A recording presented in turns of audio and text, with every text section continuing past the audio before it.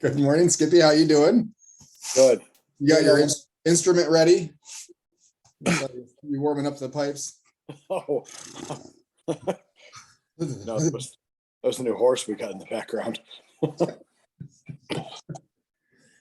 So this will be our first episode 10. First of all, look at that, double digits.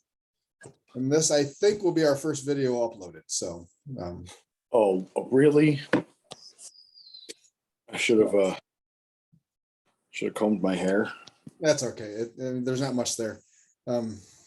Really? Okay. All right, Captain Picard. Settle down, bud. So the video portion will be unedited.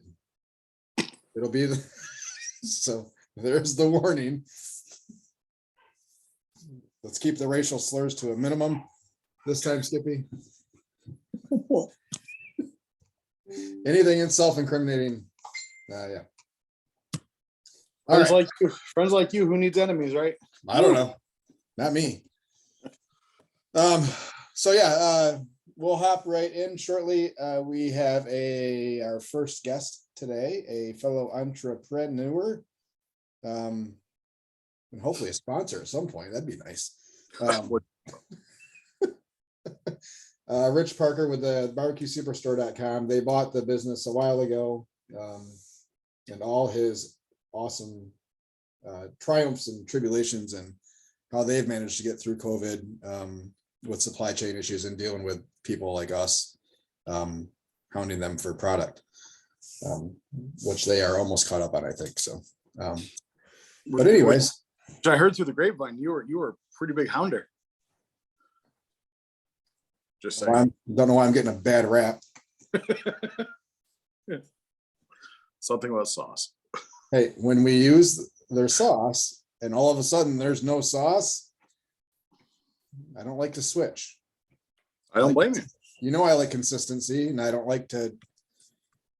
You don't like to mess with something that's already worked. I get it.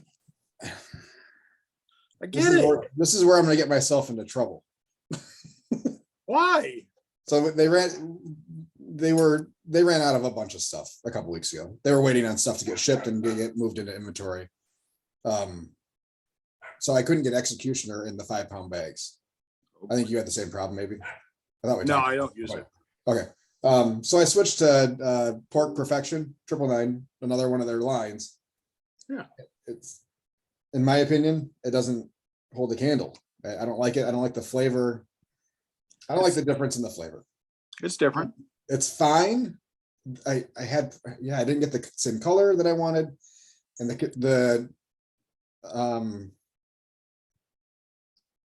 I'm missing the word, the grind on the rub. Yeah, the particle size is way different. Yes. It sticks differently to the meat. I just had all kinds of issues. It's fine, and it's fine. No one had a problem. It's not like anybody came and complained and said, "Hey, what's going on with your stuff?" I mean, for most people, they're not going to really notice a huge difference. I do because I taste it every freaking day. But yeah, it's just not for me. So even that minute change from an outstanding rub to another outstanding rub threw me off for the 2 weeks that we had to change. So whatever. Anyway, Skippy, how was your week? Well, I had some Executioner I sent you. Anyway, my week was busy. Very, very, very, very busy. Good, glad to hear it. It was probably like one of our best weeks ever. There was, we had a food truck rally that we signed up for in Ann Arbor that was at a farmer's market right downtown with like every other road closed. So taking a 24-foot barbecue trailer through the wonderful booming metropolis of Ann Arbor was quite butt puckering. Yeah. But it turned out to be sold out in 2 hours. It's great. With 10 other trucks there. So it's even better. Makes me feel good. We're invited back to the last one, so that makes me feel even better. We did have a subdivision that we went to them in August. It was fantastic. We sold out rather early. Cause I'll tell you what, when I pulled up at 4:30, I did not see one person, and like by 5:30, everybody was there. So, and I ran the truck myself, so I was beat that day. So we went back today, we went back. You gotta stop Thursday. doing that, bud. You're gonna kill yourself. Yeah, well, went back Thursday, and it wasn't as busy, but we still did somewhat fair. So you did the same subdivision twice in a week? No, twice or twice so far. I did it in last Gotcha. month, and we had a little car show. Didn't do too bad, just did okay. It was the last one of the year. It was kind of chilly out. It's right downtown our city where all the other restaurants are that people could go in and, you know, have heat. The band was great. Big L and Code Blue, in case you ever want to look them up. Pretty awesome. And then the 24th Saturday was our monthly farmers market, or not farmers market, but apple orchard called Meckley's Flavor Fruit Farms. Shout out to them. There was 3 trucks there. We sold out in 3 hours. And I cooked more than I ever have for that event, and cooked more product. We had wings, we had ribs, we had pork and brisket, and our new dessert special is going real well. Strawberry shortcake. It's awesome. So easy It's to make. simple. Even better, it's simple. Oh, right? so yeah, because Sam's has these 9-ounce clear, like rocks cups, kind of. Mhm. And it fits in there, and it looks perfect because everybody can see it, and you can see the layer. Are you pre-making them? No. So you're making them to order? Okay. Yep. I imagine it would get soggy. If you pre. Actually, the cornbread holds up real well. I mean, Okay. real well.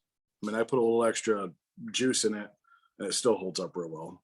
So would you consider pre-making, like, I mean, just like doing like 10 at a time so you can get them out a little bit quicker, or you're not selling that many of them that it's not a huge deal? We average, honestly, we average about 20 a service. Okay. So 3, 4, 5 hours, not bad. It's enough where we can make it pretty quick. My helper is pretty good at doing that. She's not an employee yet. She has a day job. And then we were supposed to go downtown to like a little art in the park thing, but we didn't have any product. So I went home and went to sleep. Let's say a nice phone call to make, but a shitty phone call to make. Well, as I was driving home, one of the local restaurant owners that I know down there gave me a call and said, "Are you coming down here?" I'm like, "Well, I wish I would, but I'm kind of sold out." They're like, "It's okay, don't." I'm like, "Oh." You had enough food. You're good. I guess there was a mac and cheese contest there, and there was like 4 entries, and it was quite sketch, as they say. Gotcha. So anyways, otherwise, and we had an invoice paid for a big catering gig this week. So I think this is turning out to be our best month ever so far. Good job. Nice. Catering's awesome. We'll see how it goes. Is this another one where I'm gonna get asked 1,000 questions before you start cooking for it? No, what I like about this though is it's for 300 people. It's at a local factory or within 20 miles from here. Mhm. But we are doing 3 different shifts. Oh, okay. Yeah, gotcha. That's the one. And that's I think the breaks in between. So it's 11:30 to 1:30, 6:30, 7:30, and then 1 to 2 a.m. And I think the breaks in between are going to be good for me. That way I make sure that everything is good. Take a nap. Take a nap. Because then I have something right afterwards, this on Friday. But it'll be a light week. We only have those 3 things today. And then I'm helping a buddy of mine he's catering a wedding. So he's in it. So you can't really cater it if you're in it. It's a little more challenging that way. So I'm helping him out, being the transporter and the setuper. And yeah. So it's going to be a fun week. Awesome, buddy. Good job. Nice week. I'm glad it's shaping up to be a good month for you. As it's looking right now for us, it's been a little bit of a roller coaster every a month. We've had some spots that have been historically a little bit lighter that have been super busy, and our usual home runs have been a little bit lighter. So it's a bit of a flip flop. We are going to be hard pressed to beat our last September. I think we can do it, but this week's gonna have to be pretty damn busy. But last week was good. We finally got into a brewery that we've been trying to get into for 2 years. Got waitlisted. So they start doing their schedule for the following year in October. Of the Oh, wow. previous year. So yeah, they're gonna start scheduling for 23 next month. I'm trying to get the camera situated a little better. No, you're good. So yeah, by the time I reached out to them last year in November, December, they were already booked for the whole year. Wow. So they had reached out to us twice earlier this year, asking if we were available, and we just couldn't make it. Finally got in this last Tuesday because they've had a flaky truck that's not been showing up. How do you do that? I'm sorry, like the rant, but how do you? There's been so many things on the Facebook groups about food trucks not showing up. Like that baffles my mind. So there's that side, and then I've seen the equal number of other posts that have said they said we were going to be the only truck. There was Yes. 5 there when we got there. Yeah. So I which came first, I don't know, but I can see how both sides are now apprehensive. They're going to overbook, assuming that someone's not showing up. Yeah. And then on the food truck side, they're like, well, I have a wedding that I can cater for guaranteed money, or I can go to this other thing where who knows if I'm actually the only truck. So Well, I can kind of see it on both sides. I wouldn't do it, and I try really hard not to do it unless I've double booked something. Or But at least have the balls to call the person and say, hey, like I can't be there because of this, or this. Don't just not show up. That's just so right. that's beyond wrong. And we have some of our Friday Wiseman location. I told them at the beginning of the year, I said, we're going to be here every Friday unless something else happens or comes up, and we'll take that. So they knew ahead of time that we would have some fluctuations in the Fridays that we were there to potentially, and they were fine with that. But yeah, I mean, to just not show up is kind of a dick move. That's a big dick move. But anyway, so yeah, we got in there on Tuesday. That was by far our busiest bar night we've had anywhere. And that place they have an event every night of the week. So they run food trucks 6 nights a week, and they have something going on every night. Between trivia, they have a cigar night, they have a magic show that week, or magic comedian, or magician comedian act, live music.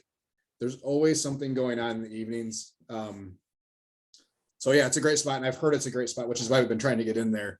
And then I reached out to them the next day to say, thanks for having us. Hopefully you've heard a good thing. They said all we heard is good things, and we'll be contacting you in October to get you on some dates for next year. So hopefully we can take over. I'd love to take over just Tuesday nights. There would be awesome. Is that the cigar night? No, it's their trivia night, which is their biggest draw. So, and that place was packed and still had room for another 30 to 50 people, I think. But yeah, it was a good night for us there. Yeah, I mean, and then we just our regular locations, a little bit slower on some of those. Friday was a really slow lunch for us, which is usually a hot lunch for us. And then when the football games started for high school, we got busier. It was a busier dinner for us there than normal, and a really, really slow lunch for there. But we had a wedding on, what's that? You went to one of our friends' subdivisions this week, didn't you? Or that last week? Yeah, the Gricos. That's third time we've been there. She forgot we were coming. No, not only she doesn't have a lot of things going on, but I know she does, and she forgot until she saw the truck out. She's like, "What's Josh doing here?" Oh yeah, great. It's another thing to pick on her about. Yeah, well, so it wasn't. She does have a lot going on, and I did not send her a reminder. They were leaving for like Ohio the next day or something like that. Yeah, they were. So, I mean, it wasn't a great turnout. That subdivision is usually a pretty good turnout regardless. So it was okay. But yeah, we had a wedding on Saturday, and this was the first wedding that I was kind of nervous about in a while. and it was because it was a small menu. Oh, So normally we have 3 meats and there's like 4 to 6 sides. This one was 2 meats and 3 sides, being mac and cheese, cornbread, and salad, green salad. So I'm like, well, shit, I don't know. It throws my numbers off. Like I get in my own head about how much I need to cook because there's less options. So there's going to be more of each on a plate. So I figured we had about enough food for 250 when we showed up on a wedding for 175. I just wasn't sure. And we went through, we didn't have a ton left over. Mac and cheese pretty much all went. Green salad was, we put it first. So we were hoping people would fill up a half a plate with green salad. So there's less room on the plate afterwards. These are tricks, did Bert. no, I know. Yeah. Green salad always goes first. And almost everybody had salad on their plate. And mac and cheese was the last thing on the line. Because that's something normally that we have seen, especially this year, where we have a plate full of mac and cheese, and then they'll put a scoop, they'll make their own loaded mac. Yeah. Yeah. Is awesome. And I'm flattered, but I Right. didn't bring enough mac and cheese for 200 loaded mac and cheeses. Yeah. There's enough for 200 scoops of mac and cheese. So Doing buffet weddings and seeing the older people that are in their 60s coming out of the retirement homes of some sort, looking like they've never in their life with plates full of food. And what hurts is then you see them just throw half of it away. They just don't. They're talking about stomachs are bigger than their minds. their eyes are bigger than the stomachs. Yeah. Yeah. I mean, What's scary is, Bert, is, we're out in the country here. These are farm boys. exactly. Yeah. Farm boys, farm grandparents. Some barbecue mediums out there, and there's some big appetites. So Yeah. but otherwise, I mean, it was a good week. Nothing spectacular. It was a good week. I mean, we're plugging along. 5 Always weeks good to left for plug. us. Huh? I said it's always good to plug. Yep. We ordered gift cards. We've been asked about gift cards the last couple of years. So ordered through Square, which is not them. It's a third party that prints the cards.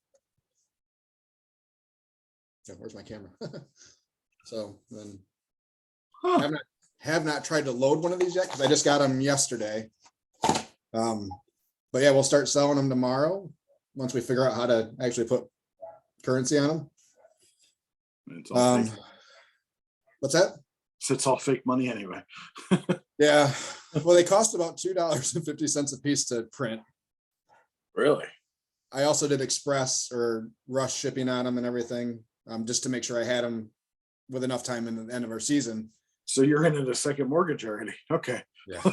So I only ordered, I think there's 75 there, so it's not like it's a huge amount, but though in the little envelopes for them. So I'm about $2.50 a piece. Now the research and the statistics that I saw was on average, people that use gift cards spend 15% more than the gift card amount typically. So they'll a come up with- $25 order is close to $28, or a $25 gift card amounts to about $28 in sales. Is there a fee to load it? If we want to set one, Is there? Square doesn't charge, but Really? yeah, Square's not charged. Well, so I think there's the transaction fee count still. No, that's not true. I read about it. There's no fee, so it acts just like cash as far as Square is concerned. When it hits, so when they use the gift card, it acts as a cash transaction, so no transaction fees or anything like that. Yeah, if that answered your question, I'm sure it did, because I'm still confused. I mean, So yeah, on average, people are going to spend about 15% more than what the gift card is for. So in theory, the card should pay for themselves, and hopefully we get some new customers out of it, because hopefully those are given to people that, at least some people that haven't been to the truck before, or came before and for whatever reason haven't been back. So, and our food is 1,000 times better than it was 3 years ago. would you do this as like would you do it as a good way to do a giveaway? Yep. Yeah. Yep. So I want to do And I think I'm gonna do that starting with today's episode. So I think I'm gonna do like a 5 code word thing. So anybody that can bring me the 5 code words by the end of the season, along with liking us on Facebook, will be entered into a drawing for some swag from us. So from Sweet Rex. I don't have sweat. Cross promote both. Hey, it looks like we might have Richard Parker joining us. Good timing. Richard, you're muted. Am I? No, you're not good. I can't. Oh, there's your beautiful face. Look, you did comb your hair today. I did. Richard. Should I choose a virtual background? As long as you don't actually end up a Speedo on the beach, we're okay. Oh man, that would be bad. Should I be barbecue superstore? Perfect. Oh, look at that. Good. Skippy, What's going on, buddy? what's up, dude? I'm gonna fill my water real quick, Rich and Skippy. I'll be right back. Oh. I seen you're selling your Deep South, Skip. I am. It's What are you buying? This is where Skippy. I know Skippy all too well. I don't think I'm buying anything. The Oh, Outlaws actually treat me pretty well. good. That's Doing good. well. Cook on it pretty much every day. That's a lot of outlaw time. It's a lot of outlaw time. Maybe I'll finally learn how to run it. I mean, how I run mine is, I look at it every 20 minutes with the fire. So See, I've been trying to figure out the best way to do it, and 20 minutes is probably 20 minutes to a half hour is probably about where I am. If I go longer than that, I lose the coal bed too fast. And I think Well, that's where I run into trouble. me and Jay have had this discussion because he likes to, so I like to run my coal bed farther in the back, as you know, and like Okay. I take those little 8-inch splits and I put them back in there. So Jay likes to run his coal bed on the side, say the left side. Okay. So it makes it long ways. So then he can put a 16, the whole full 16-inch split on that coal bed to the left. I gotcha. And then, I didn't think the fire basket was big enough for that. oh yeah. Yeah. Huh. I would say it's big enough. I mean, you I've can tried. measure it, but Because that one guy that I told you about that delivered wood, he cut them 16-inch, basically is the size of the split. And if I okay. put it in there, I can't fit it inside the basket. I'd have to, like, one end would have to be on top of something. Really? Yeah, It won't fit inside the basket at 16-inch? no, Really? it's Even at an angle? it'll hit the lip. Okay. Well, I mean, you should measure it. I bet it's like 12, 14 then. It's probably pretty close. Yeah, I mean, he asked me if I wanted a patio basket instead of the bigger basket. I'm like, why would I want that? Is that longer? No, it's not. That's why I was wondering. Oh, because I asked about an ash pan. Oh, yeah. Yeah. And he's like, no, just put a full pan underneath. I'm like, all right. I don't even like doing that. We do just scrape it out at the end of the day. Yeah, because I mean, that's hot. Oh, yeah. And I don't need aluminum under a hot fire like that. Yeah. I don't know what it's doing, but I don't want to experience it. I can take, like when that fire's out, you can take like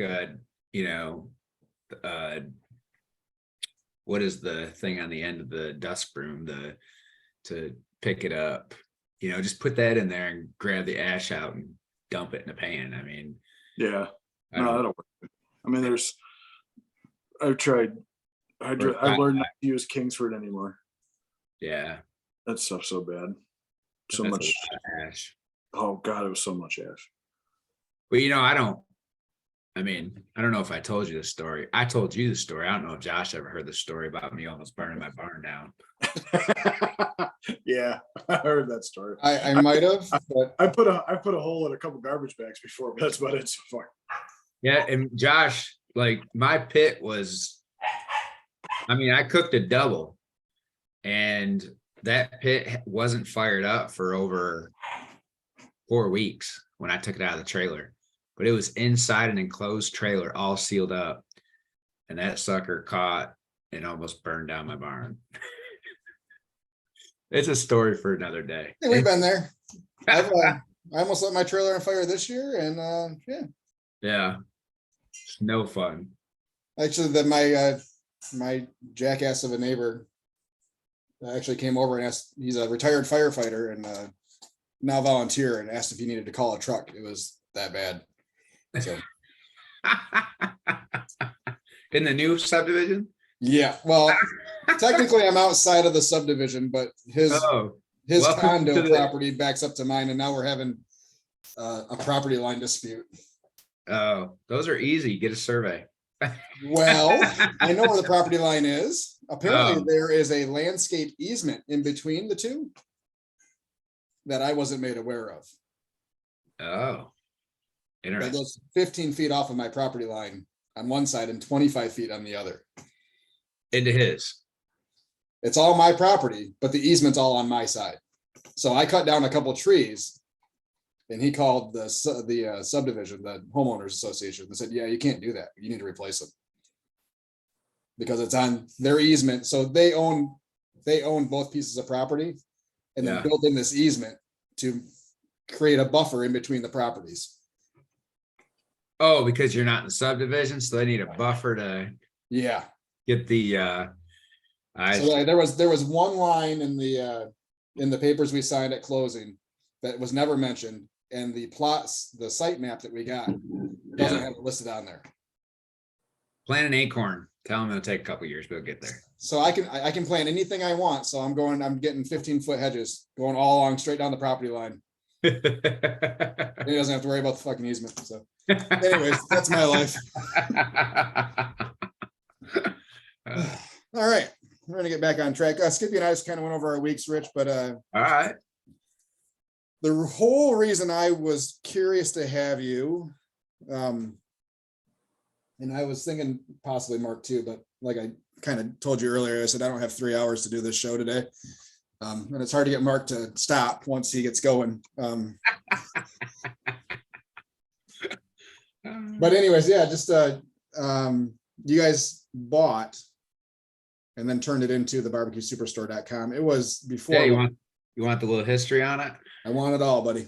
All right. So back in early of 2012, Mike Terry and Steve Coddington, Bubba, they decided that they were kind of over it. The Great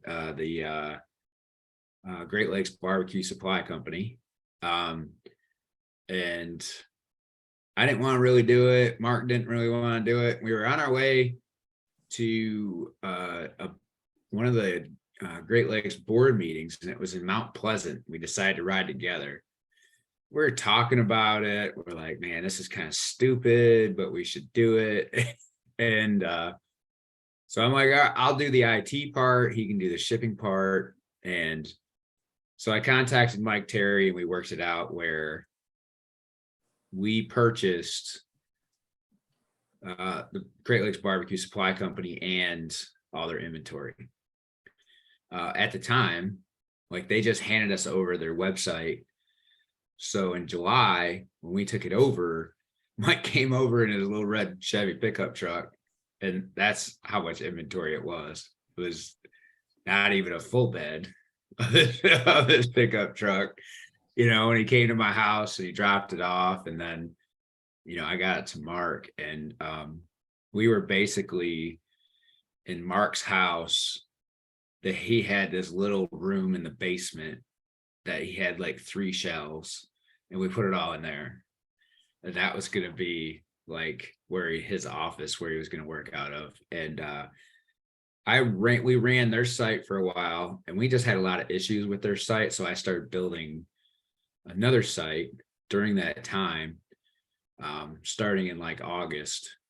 And then, because I'm starting to see memories for it in Facebook, because in October of 2012, we started the Facebook page, the Barbecue Superstore.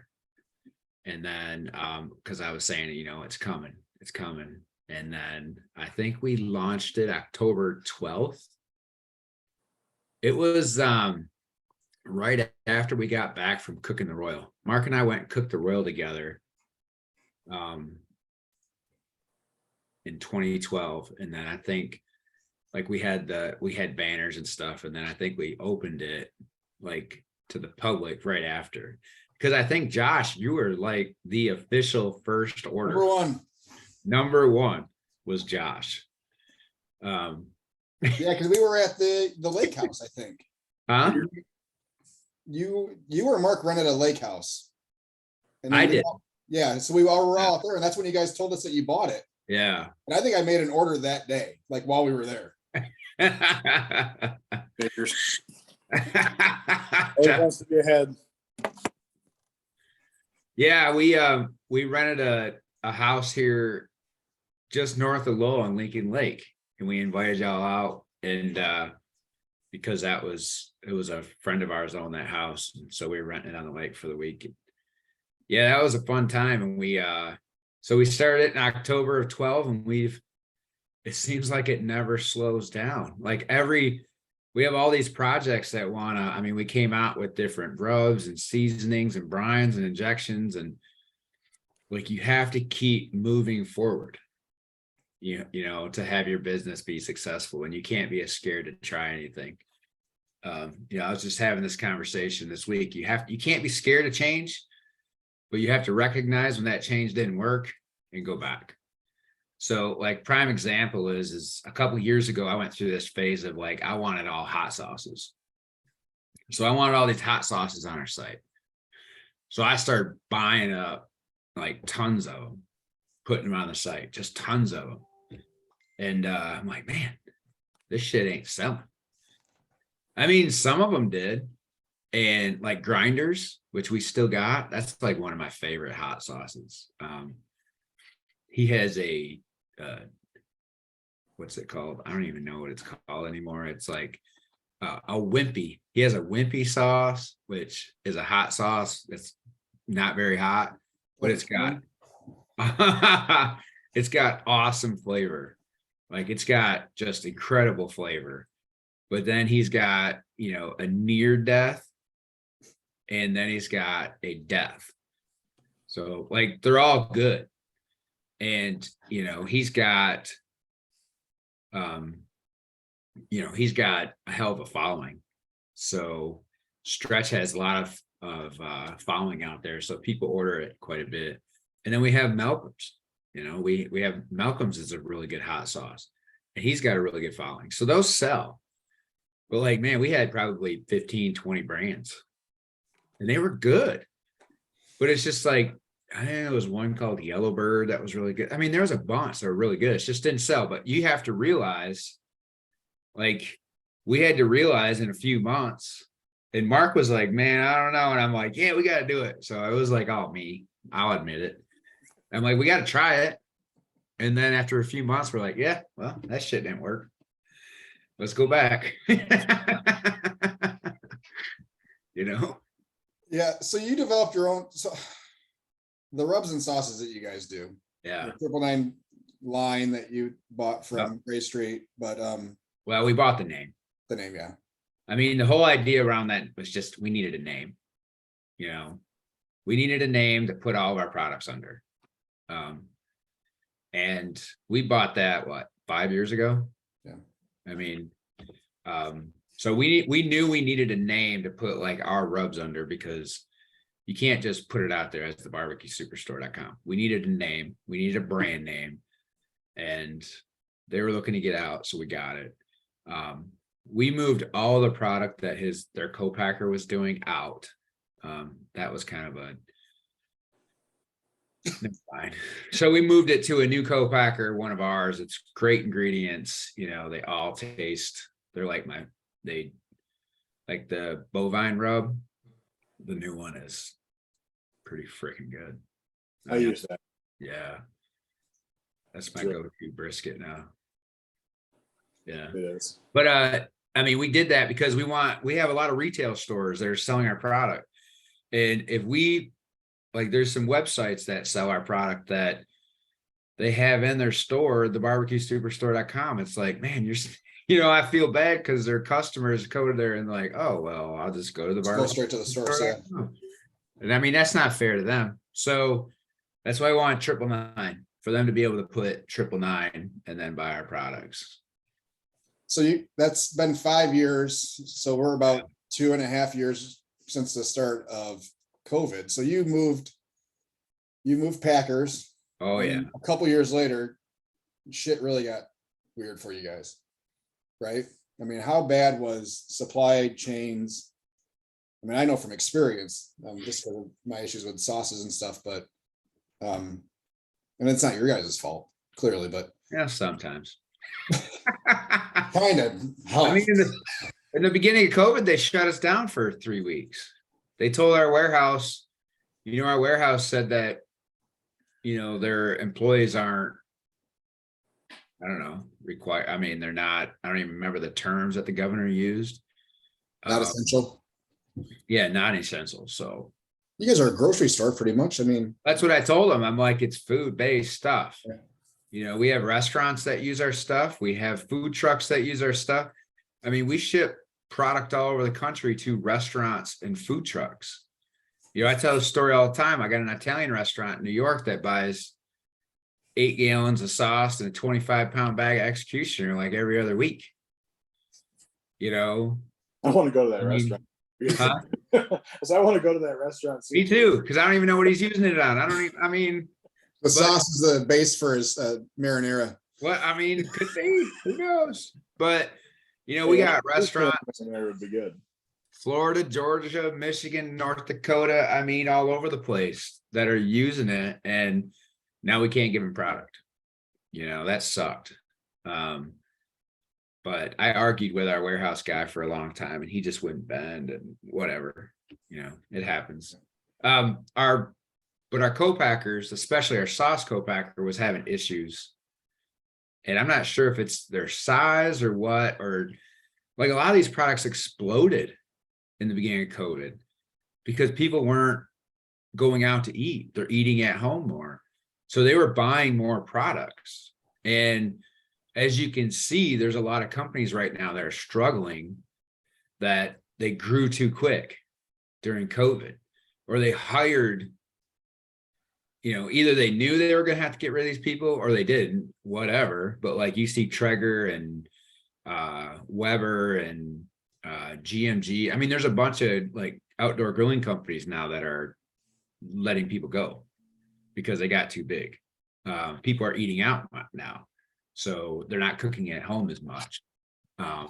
But that's what we struggled with. Our sauce went from a 2-week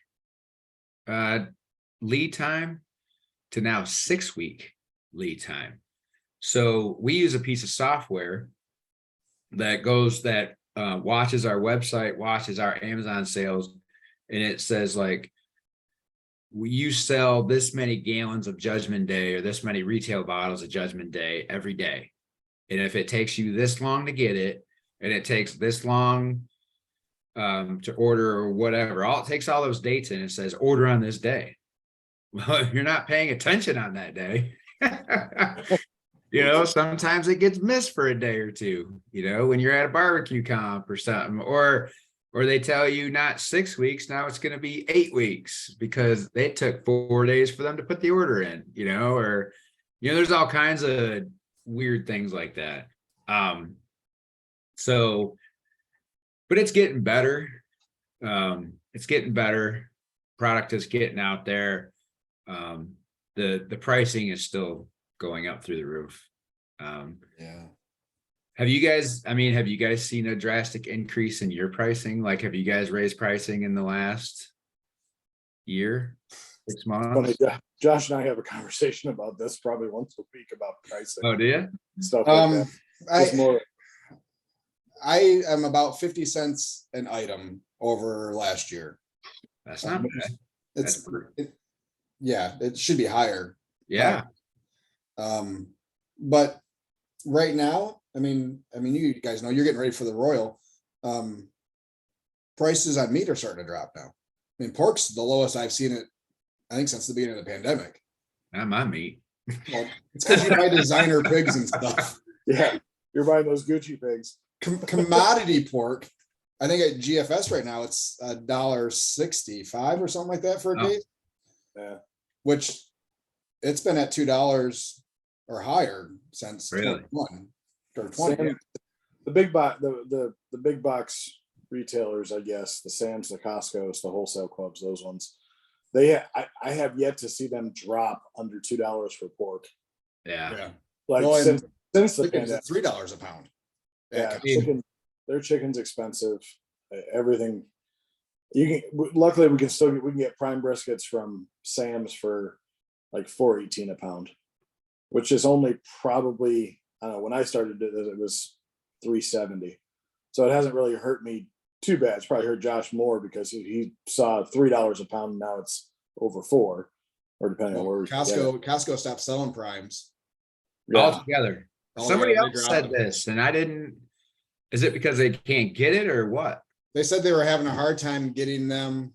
And right when they were starting to dropping them, the cases were super small. They were 10 to 12 pound briskets on the big side. I saw a lot of them that looked like they were just flats. The points Yeah. on them were, I mean, maybe a half a pound for a point on those. Okay. So they stopped. But their choice briskets are better than most GFS briskets you can get that are choice. So do you guys use like Performance Food Groups or Cisco or any of those? Everything I'm getting is pretty much from Costco and GFS right now. Because Yeah. me and Eric, Big E, we've had this discussion because I think it's either Cisco or PFG or one of them delivers to his house. Cisco. And he can they sell Wagyu briskets. Yeah, he Yeah. said he's using, I think, well, he told me he was using Snake River Blacks. Like when I Yes. talked to him last week or something like that. But yeah, he's charging $35 a pound for brisket, Oh yeah. which In his area though of Illinois, it's not bad. yeah. I think Yeah, I'm I was 25 or 26 for a pound for what we're doing. So Well, yeah, I mean, people don't understand too that like they don't understand, oh, you paid $5 a pound or $4 a pound. Like they don't understand like how you get to that number. I had one lady buy 5 pounds yesterday. For Nice. brisket. Yeah. Because we weren't going to be there next week. So she said, I need double. Not triple what you normally get, but okay. Nice. Yeah. That's good. But again, I mean, I'd rather not sell meat by the pound because I make Yeah. more on sandwiches than I do on selling it by the pound. So Right. which Skippy doesn't do. Yeah. And we've done it now since the beginning, and I can't not now. So I'm locked into it. I can't take it off the menu. Yeah. But ribs are down. You could. Hold on, you could take it off the menu. You could add it as not necessarily a special item, but if the people that you have, instead of advertising it, the people that you have that come up that said, hey, do you still sell by the pound? You say, yes, we can. Secret But- menu. Yeah. Well, I mean, yeah. We have a little bit of that. Charge them enough where they want to buy it by the sandwich. Yeah, add another $10 to the pound and see what happens. Well, it's the people that come up and ask for it without a bun, thinking they're Yeah. going to get more. Oh yeah. Yeah, I'm like, no, you get the same amount everybody else does. I just Yeah. container versus a bun. Yeah, They're just on keto. Oh no, hold on. It's the people that get it without the bun, but order like a huge portion of mac and cheese. Oh, yeah, there you go. Yeah. Save But your yeah, car. overall, I mean, meat prices have not been horrible. Ribs we're getting close to $10 a rack on ribs at Costco, Yeah. give or take. So, which is nice because those were high for a long time. I mean, we took them off the menu a couple times. Wings are down. Wings are down a lot. That's At good. GFS, Yeah. not at GFS, yeah. Costco. Costco, they haven't moved at all. Still Yeah. $3.90 or whatever a pound, which is ludicrous. But I mean, people still talk like in the competition area, like, I've talked to KCBS board members and stuff, and they think, oh, meat prices are coming down. And I'm like, yeah, for restaurants, but yeah, not Duroc ribs and, Not what everybody's competing with. I mean, the only thing I use commodity pork, Indiana Kitchen, and I use, because I mean, I love Indiana kitchen pork, and I use commodity chicken, Miller. I love Miller chicken. So I mean, but my ribs and brisket, I mean, there's $400 every Yeah, kind. Jesus. You know? So yeah, I mean, you get your designer breeds or whatever, but because the herds were still small during COVID. I mean, we had that whole issue with smaller herds because there was nowhere to send More them. people buying them. Yeah. Well, that, and there was no place to send them to get processed Right. because all those guys got shut down. So Right. you had people just killing off animals and not Yeah. being processed. So Yep. then we had smaller herds the next year because no one knew what to expect with processing. Yep. And now I think we're finally starting to get back to normal size herds with not only commodity, but the designer high end. So. I mean, just in like me, like Brainy and I decided we were going to raise a couple of Berkshire hogs. And we decided like in the winter of 1920, and I picked them up like the second week of March, when everything hit the fan. So we had these two little piglets that we're raising all year, and we're like, oh, well, we should probably get a processor date. And everybody's like, yeah, good How big luck. are those hogs now? Well, I ended up finding, I mean, I had to pull strings because, I'm friends with Tim Sobey. So Sobey Meats here in Grand Rapids, I mean, that's where I get a lot of my stuff. And so Tim, thankfully, got a processor to kill them off and then send them to him. And then he processed them for me. Because if he wouldn't have done that for me, I'd probably still have them outside in my eating nonstop. But They'd have been really fat pigs. yeah, they were big. I mean, that was the first time we ever raised pigs. We're going to raise probably two more in the spring. We're going to get a couple more. And I don't know what breed I'm going to get yet, but we were, yeah, that was interesting. But it's good. It's good that the prices are going down for you guys, but I don't see any. I mean, Wagyu is actually going up. I mean, the Australian A9s that I cook, I think they went up to $13.59 a pound or $13.99 a pound. And during the summer, I always struggle to get briskets because in Australia, they're, I don't know what the deal is, but every summer, right in the middle of summer, I always have issues. Well, this year I reached out to Mr. Brisket and got a couple of his Imperials, which is a lower marbling score. But I mean, even them are $10 a pound. People wonder why I don't compete anymore. Oh, it's stupid expensive. I was just talking about this. It's ridiculous. Yeah. I mean, it's absolutely ridiculous. And you almost have to spend that kind of money. I mean, really just to be in the ballpark, but in Imperial, I mean, I think I got second or third with an Imperial, and it was like a 177, 178 score. I mean, it was good. Yeah. For a $10 a pound brisket, which is dirt cheap nowadays. And Skippy's seen it. I mean, I only trim a little. I mean, I'm only cooking like 4 pounds flat. I mean, 5 pound flat. I get 6 slices taste one, and I might have one extra, 2 extra. Yeah. I mean, that's. You give to Mark and you give to Tommy. And then we're eating, then the family's eating Wagyu burgers and Wagyu tacos, and my kids won't even eat it anymore. Me rolling in with my total meat budget of $150. Yeah, something's gotta be done, but we could have a whole conversation on competition barbecue. Yeah. So back to the superstore, we kind of got off topic. So we got it, we do. What? So that's what we do here, Rich. Yeah, I know. So we got it from Mike. We opened it in 2012. We moved from Mark's basement he moved to a new house. He had a 3rd stall garage. We kicked his car out and filled up the 3rd stall garage. And then we moved to my buddy Matt's. We rented a part of his shop, Graphics House Printing. We were there for a couple of years with our own employees fulfilling orders, and we loved the location.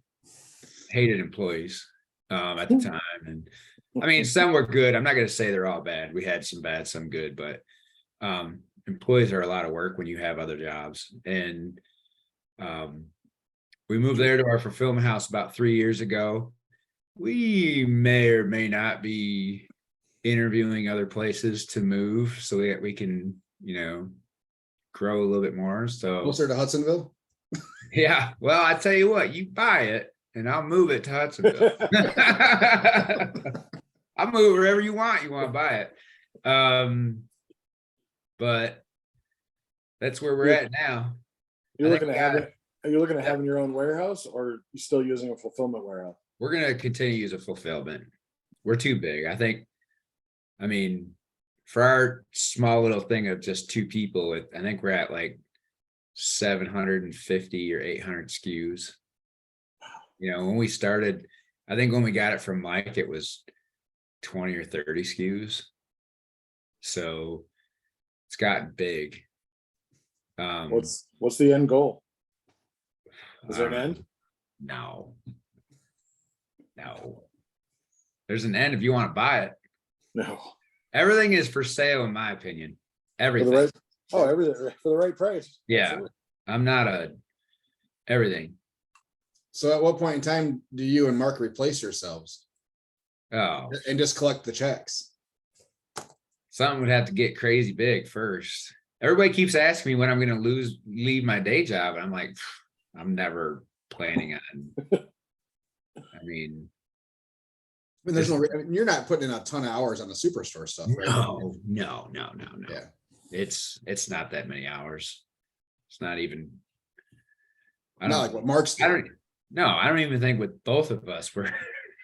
I mean, he'll probably tell you different, but Oh, he has. yeah, I'm sure he tells you he works like 80 hours a week, but I highly doubt it. That's probably between like watching the Packers, he says he's working, and then next Answered an email.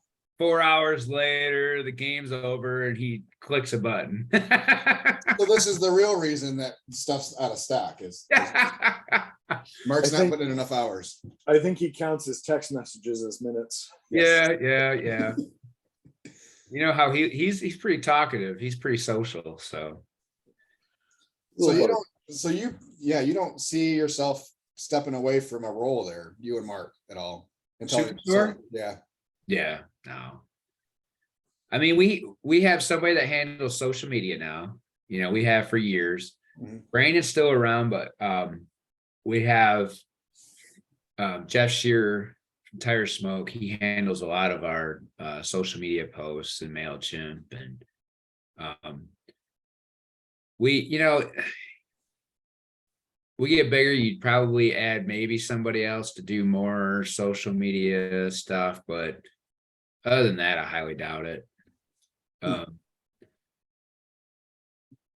It'd be nice to, our goal is just to grow the 999 brand, really. I mean, I'd rather just do that. I like the OG stuff personally. Yeah. I mean, there's a lot of people there. They like the OG stuff. They like the newer stuff. I mean, it's all over the place. That was right before you got on. Skippy and I were talking about it because Executioner was out of stock there for a little bit, and I was out, so I had to go to Pork Perfection, which is fine. It's a good rub, but man, it threw me all off. I mean, It's just totally different though. the granular size is different. The color was different. Like everything felt wrong. The flavor's just off just a little bit. I was like, gosh, and it's fine. It's a good rub, but yeah, it doesn't have enough pop. yeah, Like, that's it. Everything was just a little bit muted. yeah, a lot of people love it, based on that OG 999, and it's good. It provides a really good color. Like I always tell people, like, if you're having issues with your color, like substitute out something for that 999 Pork Perfection. It doesn't have a huge, bold, powerful flavors, but man, color is great. But I always say that too, like, if you want like for pork and stuff, I use Justice for All, because it has that huge, that's why we designed it with those huge chunks of salt and sugar, and because they melt slower and the color is just fantastic. But No, it's interesting to hear that part of why the granulars are bigger on that rub. oh, that was I mean, that was by design for me and Well, Mark. I figured it was Yeah. because it was the only one that was that large. Yeah. Everything, all of those rubs are exactly, I mean, other than the 999 OG ones that we've kept around, the other ones we designed, and like the bovine injection and pork injection and stuff, those are designed exactly how like we like to cook.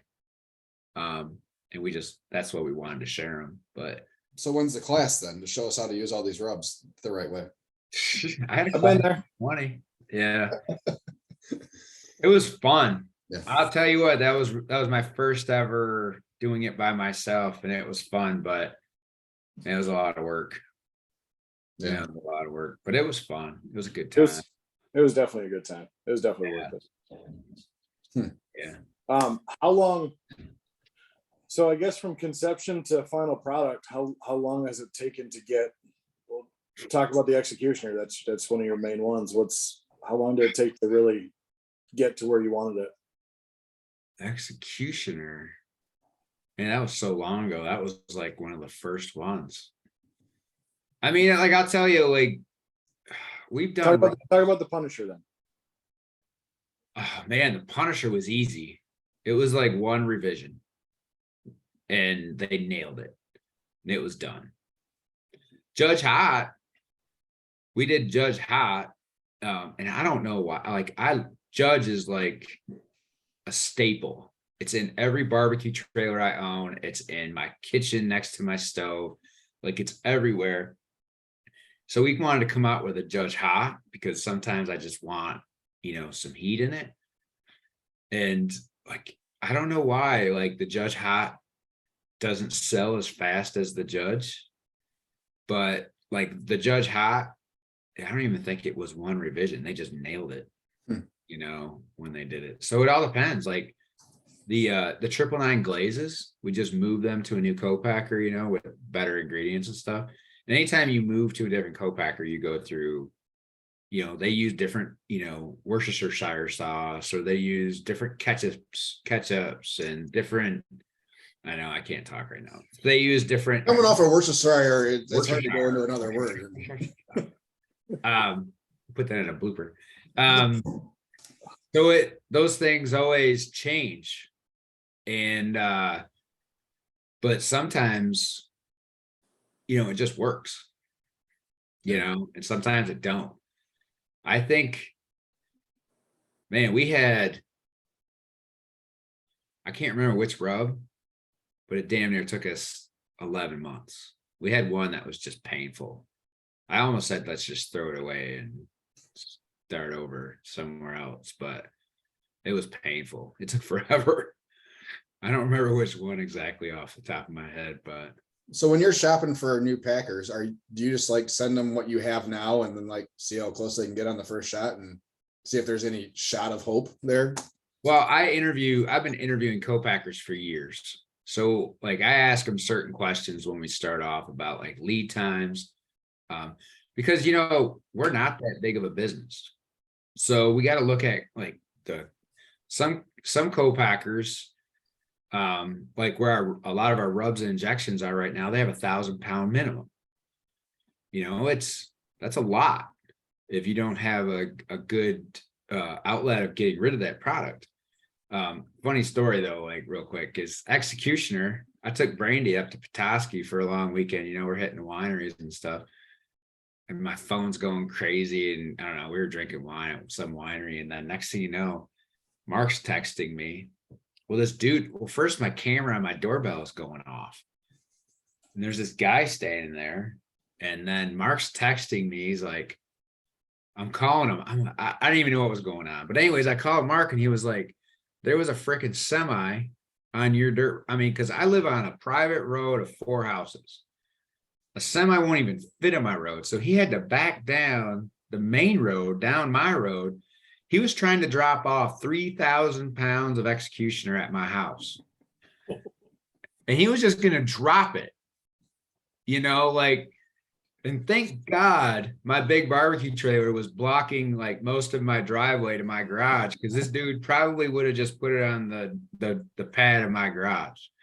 And Mark's like, I stopped him and I'm like, what are you talking about? And he was like, them dinglings sent 3 or 4 pallets of executioner to your house versus our warehouse. And I'm like, oh my God. But that's just, I mean, just like, that's how much product you got to be able to move through, you know, and some of these co-packers. Well, some of our products aren't as popular as say executioner. We can't, it's hard to move 1,000 pounds of some stuff. So like our glazes, like those 999 glazes, I was looking for a co-pack for the last couple of years for that stuff. And one guy, he's like, yeah, I'll do like, 1,500 gallons. And I'm like, good God. That stuff would be stuck in our ears forever. And then like another guy was like, well, I'll do 500 gallons. And I'm like, still don't want to do that much. And then, I think we found one that'll do like 150 gallons for the glazes, which is fine. But, Do those cost more because it's a lower quantity? Usually, yeah, you're usually getting a smaller company. You're usually got to deal with more, smaller company type things, more lead time, more stuff like that. And it's a little bit more money. Like the guy in Colorado that wanted to do like 1,000 gallons or something, or what do you say? Maybe not 1,000 gallons, but it was like 3,500 bottles. And it was going to be cheaper because he could run just more at a time. But like Judgment Day, when we first started, we're the place we're at now, 150 gallons. We're like, man, that's a lot of sauce.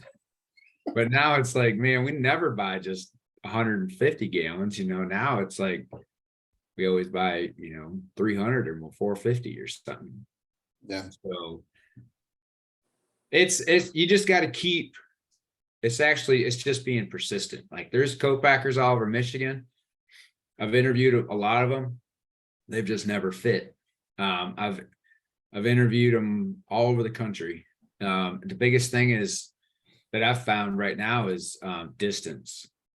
Like I know people in Florida that are great people that wanted to run our product, but shipping from Florida to Michigan is super expensive. Our co-packer now for the sauce is in North Carolina. It's not cheap. I was yelling at them because they shipped a pallet to us just recently, and I paid more in shipping for that pallet of sauce for 4 pallets of sauce that I sell on the website from Kansas.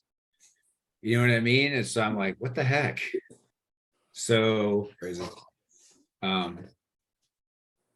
That's my part of the business I deal with. Mark handles like customer service and employee people complaining and yelling at the warehouse, and I yell at the vendors because it's all about you can't let somebody take advantage of you on one side or the other. If we're paying too much in shipping or paying too much for a product, then it cuts into anything you make on the other end. So we're not doing this for free. Yeah. At the end of the day, You guys don't. bottom line. Yeah, you guys don't fluctuate your prices. I mean, No, we usually eat a lot of the problems. Yeah. If there's a problem and they pay, like there's a company in Texas that we sell their product, and I shouldn't say that because you'll figure out who it is, but like I yell at them all the time. I'm like, why is there shipping more than everybody else? Everybody else. Like I buy product from other people in Texas. And because I track, when a product comes into our warehouse, I track exactly how much per item we paid in shipping, because that goes against the cost of how much that cost us. Right. So if I got a shaker coming from Texas and it cost me 90 cents to get it here for that shaker, that's factored into how much else I got on that shaker to what I then need to retail it for us to pay our bills and stuff. Because So is this why another barbecue retailer, online barbecue retailer claims that they have warehouses in different parts of the country. Is it for that shipping cost that you're talking about? So is it worth you putting a warehouse or having another warehouse on the West Coast or, down south or something like that where product can go there and then ship from there versus coming all the way up here? Or is Yeah. it better to have full control up here, no matter what the shipping cost is, and then kind of build it into your prices? Yeah, I mean, if you can afford to have that type of, so when you do that, like Amazon, let's say if you have a product in Amazon and you do fulfill by Amazon and you have product at the different fulfillment centers. Let's see, there's one over there by Josh in Caledonia. There's one in Wisconsin. When you go up to Cooking, Wisconsin, I passed one. So like if I have mine fulfilled by Amazon and I'm, gonna have like fast shipping, I'd have to have product in every one of those warehouses. So that's what keeps us, because we'd almost have to duplicate our product. Yeah. I'd have to keep track of, and my software will do it if we ever get that big. I could put somewhere on the east side of the country and somewhere on the west side of the country that, figures it out, and the software goes to the one that's the cheapest. But the problem is that you got to have enough product to keep it at both, because let's say Skippy orders, 5 shakers, 4 of them are on the West Coast, one's on the East Coast. Now I got to ship it twice, to your house. Yeah. Then I'm paying even more. Yeah. So you got to basically have, duplicate product everywhere to do that. And, but I've talked to other barbecue retail stores, and like I have some ideas in my head about how like we could all make money and make more, but it would take a like, it would be, oh man, I don't even know how I'd really explain it. It would take Almost like a joint fulfillment centers. Yeah, you'd have to have like everybody shipping to the same spot and we're all picking out of the same pile. So like if everybody sold 999 and it's all sitting at the same place, everybody has 999 orders sent from there. I don't really care if Josh's store sells it or Bert's store sells it or my store sells it. It all goes to there. Like if you have Blues Hog orders, they all go from Blues Hog. It doesn't matter who you buy them from, because then it's just branding. Right. Yeah. Exactly. But As long as I can still pick up from the warehouse, I'm good. well, Oh man. Son of a bitch. I don't know if it's worth me driving an hour and 45 minutes just to be able to pick up my order at the warehouse. yeah, we're trying, Josh, but All right. we might have to ship you pallets. Jesus Christ. I get pallets of other shit. You know how many pallets I have sitting on the side? My neighbor's gonna complain about those next. We'll start doing something with We'll some of go that. drop them. have a We'll big go old drop fire. them on the easement. There's I your have a big built old bonfire on my easement. Tell them we're putting up a pallet wall, so he doesn't have to see you. He'd probably be on board. He looks like a Trump supporter. Build a Putting up a wall. border. So is there anything you would have done differently early on, Rich? When you guys started it?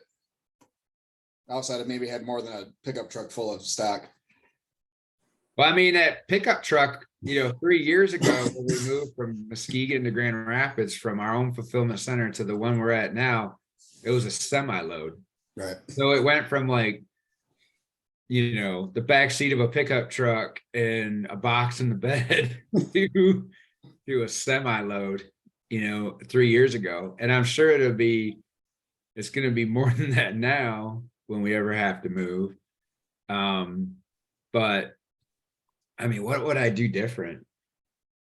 I mean, you just learn. Like in the beginning, we had more the mentality of we want to sell more product at lower prices. It was that mentality, you sell more and make more. We don't try to be the cheapest anymore. people would tell us all the time about like how much they're selling their product, like the product for. I don't really care anymore. The last several years, to be honest with you, like I've wrote so much reporting and data to know exactly like the expenses and how much things really cost me to know how much to price things myself. So I don't really need somebody to tell, like people would say, oh, well, I can go to, like when we first started, people would be like, well, I can go to the Kansas City store and buy an 8-pound bag of smoking guns hot for this. And I said, good, have fun. You know, like, if you want to buy from them, buy from them. You're not hurting my feelings. To the, you know, because they're like, well, you got to lower your prices. Well, no, like smoking guns is in their neighborhood.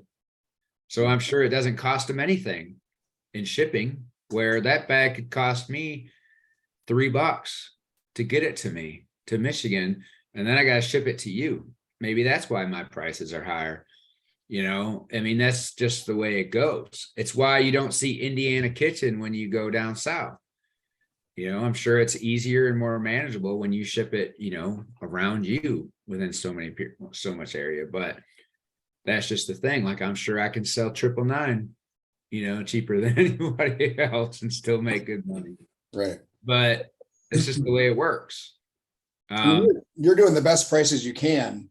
I mean, Yeah. There's no barbecue superstore yacht anywhere. No, people think there is, but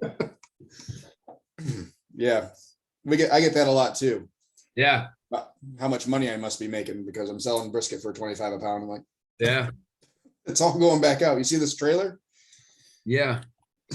I tell people like, and that's what I was telling you, like, I would love to learn like how to get like a trailer certified and stuff for vending, because like friends and family, I charge them $45 a pound. But is that for comp brisket or is that non-comp brisket? That's Wagyu brisket. Yeah. So I Yeah. mean, I guess it depends on how well you like your friends and family. Well, it's just I'm to that point of like, it's not my job. Yeah. You know, it's not like my day job. So if you don't want to buy it, you don't have to. Yeah, But if you want it, you're gonna pay for it for me to Yeah. spend my time to do it's it. your day off cooking. Yeah, Like if I'm gonna cook a rack of ribs for some of these people, it's gonna be $30 a rack. That's what I charge. Yeah, that's a fair price. well, I'm at $8 a person for catering for brisket. So yeah, you're $32 a pound. Yeah, So yeah. $25 a pound is, and that's, you know, that's pretty reasonable. Yeah. For a choice or prime. for a decent brisket, Yeah, I mean, it's all right. I think it's Right. good. My favorite thing is people coming up and say, yeah, I'm from Texas, so I know good barbecue and this better be good. Yeah, Yeah, okay. I've been to Texas. Yes. It's not all that good. Yeah, I've had a lot of bad brisket in Texas. A lot. A lot of other places too. A lot. I flew to right before COVID, I flew into Fort Worth to cook the SCA steak championship. I won a steak comp in Wisconsin, and Brandy and I flew in there. And so we rented a car and we went down to Lockhart, Texas. And we spent a few hours going to all the different places. Oh my God. It's horrible. Okay, Absolutely. so note to self, when I do my Texas barbecue crawl in January, don't go to Lockhart. Don't get brisket. I mean, the sausage, yeah, that was amazing. Like I had sausage at everyone, super good. Blacks in Lockhart had a great beef rib, but the brisket was just, I mean, if you want dry, like cardboard sandpaper in your mouth, I mean, if that's good brisket to you. But I will once again vouch for Franklin's. Yeah, still the best brisket I've ever had. in my mouth. really, so I'm Yeah, going that's- to Austin in a month and a half here.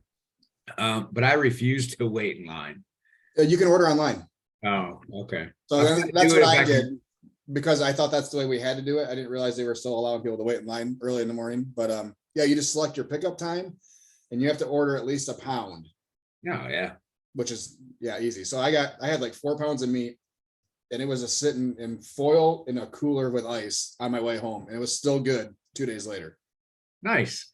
So yeah, it's worth it, Rich. I think personally, yeah.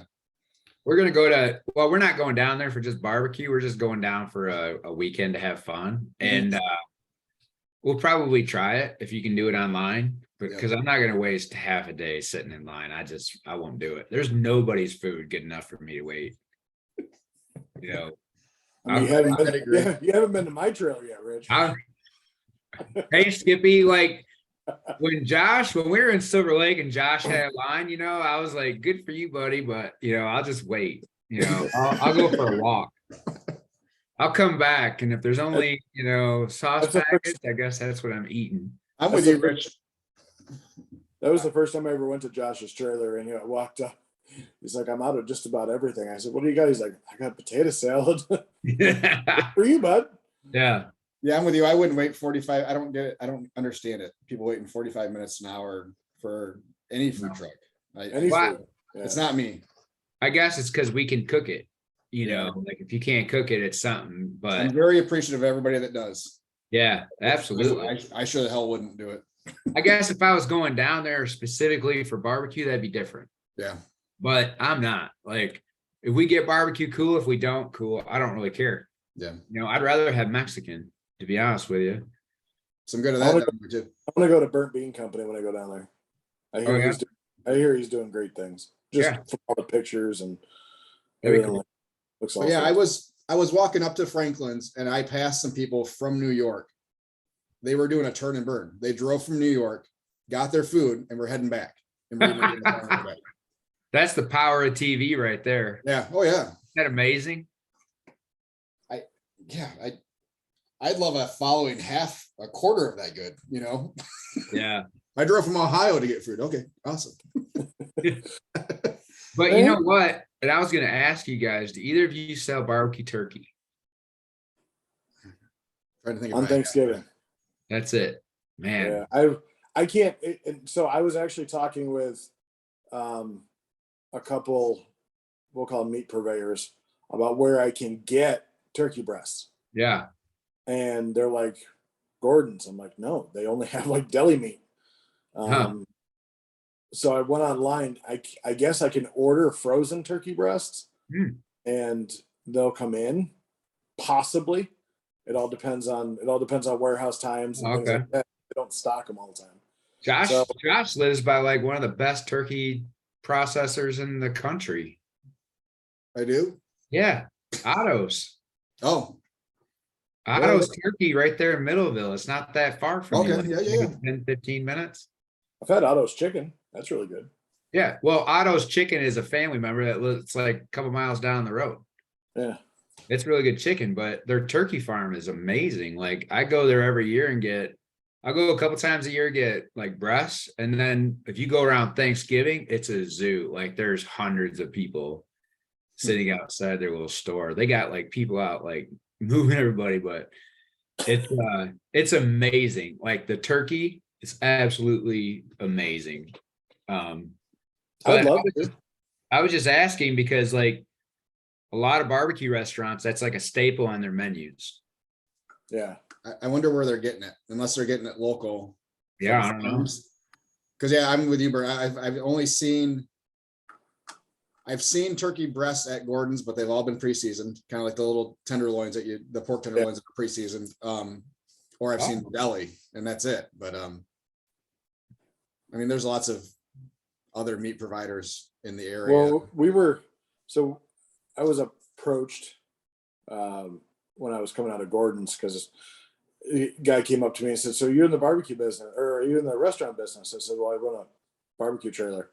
It's like, really? He's like, you should try our buns. And we got talking about, a local bakery, whatever, does buns. But he said that they're building like a 50,000 square foot USDA approved processing facility to take more of, I would say, the local animals, the local farms, and process all their stuff. And he was going through, we're going to, pigs, cows, all different types. Yeah. But turkey was one of the things that he brought up, because he says he doesn't see turkey around here other than, Yeah. frozen fire the whole turkey, or, Thanksgiving time is when they pretty much have them, but thought it was I love interesting. it. If it's cooked right, man, I love barbecue turkey. It's great. It's so easy to cook too. I love doing I did, a couple of years ago, I did whole turkeys for Thanksgiving, Yeah. and I won't do it again. I'm not a huge whole turkey fan. Like, so I have an air fryer. I have one of those, I don't even know who makes it. It's an air fryer for turkeys. And Okay. it was like $100. So I buy it and I bust it out every Thanksgiving and we use it for turkeys. I can't even remember. It's like I can't even remember. I know what you're talking about. But it's like stand, you like put a charbroiler, charbroil.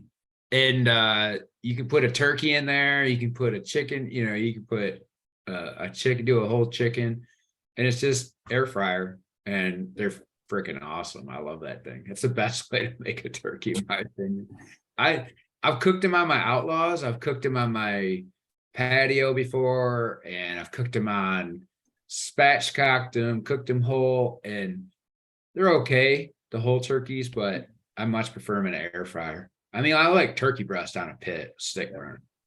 I have one of our local food trucks here is a pizza guy. He's got a wood-fired pizza oven on his trailer. Okay.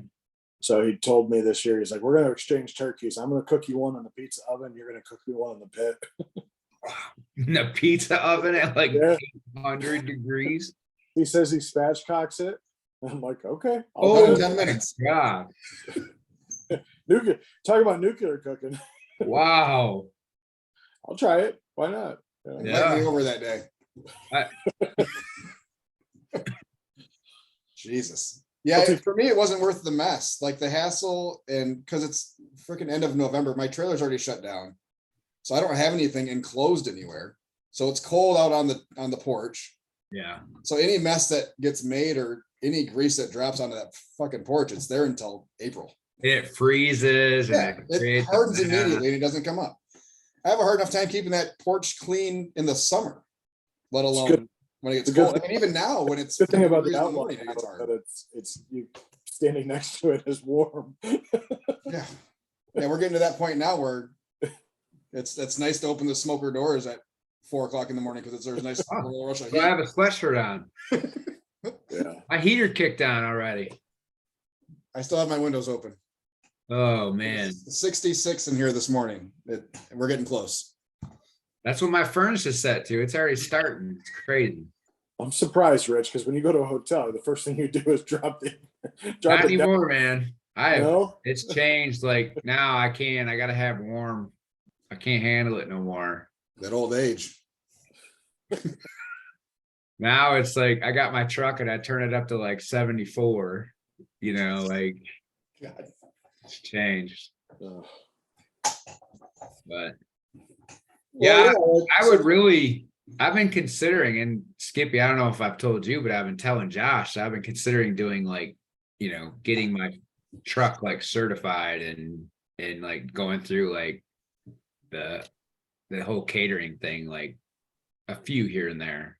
I don't know if it's going to be worth it yet, but So we both have the special transitory food unit licenses, which is the big one, and we're covered for everything over the state. For you, for just doing a couple a year, I bet you could probably pass just a temporary. you'd have to do a temporary though every time you'd like cook. Yeah. So if you're only gonna do 5 or 10 a year, I mean, that's worth it because on a lot of spots, it's only 25, $50. That's wrong. That's not right. No, they went up. I told you what they went up to because that's what I started doing. They're $144 a piece. Not over here, not over on our side. Are you sure? Yeah, I'm 100%. I wasn't paying that much. Yeah, So- but you got 4 years. Is there a difference between you guys setting up serving to the public, like kind of like I like to say like a more of a retail versus more like a catering?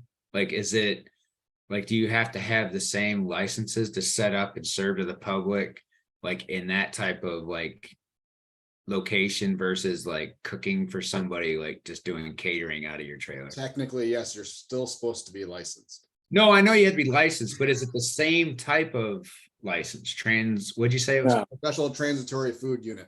So Special, you're yeah, STFU. So you're not being licensed. It's the kitchen that's being licensed. right. So yes, it's the same in theory. It's pretty Okay. much the same license. If you're just doing catering, like you're going to someone's house and setting up and doing like a buffet style or even off the trailer, Yeah. Well, that's private. off the record, you could probably get away without being licensed. No, but well, in the state of Michigan, that's called a private chef. Yes. If you're You cooking on, technically do not have to be licensed if Right. you are hired as a private chef at their location at their as long as you're serving and doing whatever at their location. and cooking it there. Right. Correct. Yeah. Yeah.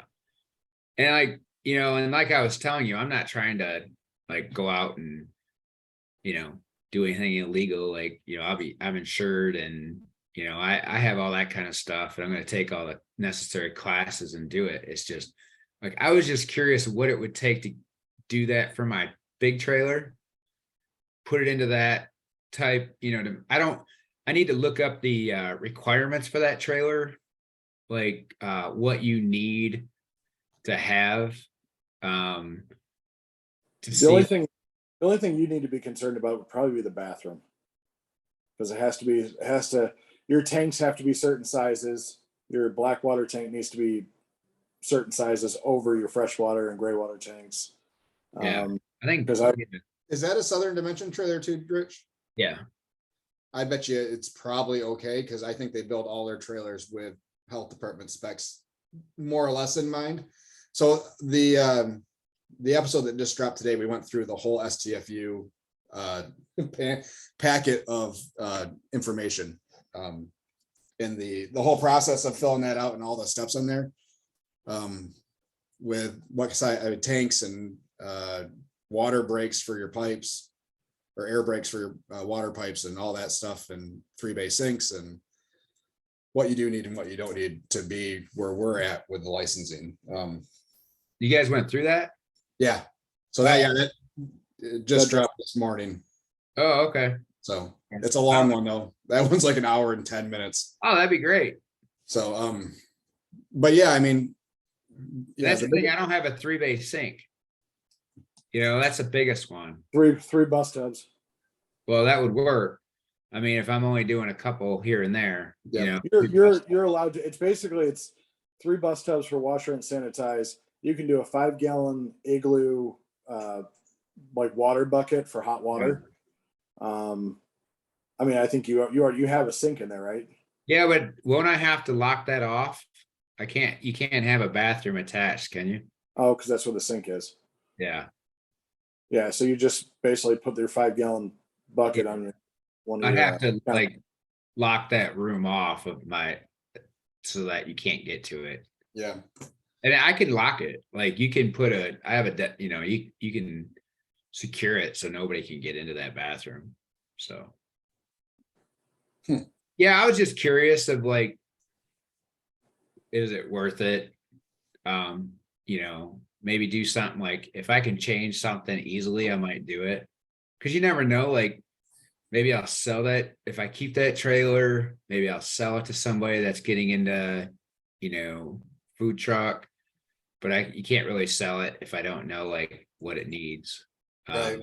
I thought about going through the licensing just for shits and giggles and just to see what it's all about. And I like to try it and just see.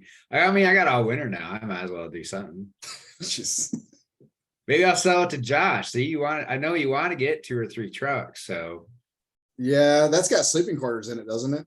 it's got bunks. Yeah. I don't know, man. You can take bunk out. Like I got 2 sets of bunks. The one side is fold up bunks. You're talking to the wrong one. Skippy's the one that's all about buying shit. Oh yeah, I know Skippy buy it. Like I just have to get to Susan. I'll give you 1,500 for that smoker. I could, and the funny part is nah, no. The funny part is that like with trailer prices right now, I bought my trailer in November of 16. I've done a lot of upgrades, I've upgraded the axles and gone to torsion. I got a lot of good things on that trailer that I've done. But I'll tell you, right now I could probably sell it for more than I bought it for. Probably. It'd be in demand because it's still an 8 to 10 month build time. And the steel prices alone, like I've seen people getting quoted over 50 grand for a barbecue trailer, like for a comp trailer. Yeah. Yeah. It's not even, with all the vending stuff in it. And it's crazy how the money out there, I got a big generator on it, so I can do a lot, I've thought about it, like sell it as a I could sell it as a vending trailer or a barbecue, comp trailer. Mhm. But That I don't know if I'd vend or cater with an outlaw though. Like Skippy, I don't know. That's a It's, salute you. Cause I don't. I love Jay. I don't cook as much as Josh does. I know. So like Josh is open, 11 to 6 or 11 to 7 every day. Most of my events are at night or, from 5 to 8 or something like that. I was parked next to Josh for like 3 days at the Sioux, and I'd get up and have coffee when he was pulling meat off the smoker. So I came over and snagged brisket off the cutting board every time. I did. In the morning, I went over and helped him chop brisket and had to try it. But I was like, dude, you need to cook more. I mean, he's running out at like noon, 1. Yeah. He's like, I can't. I'm like, throw this thing off the back, get something bigger. Hey, I tried to win an Old Hickory this weekend for y'all.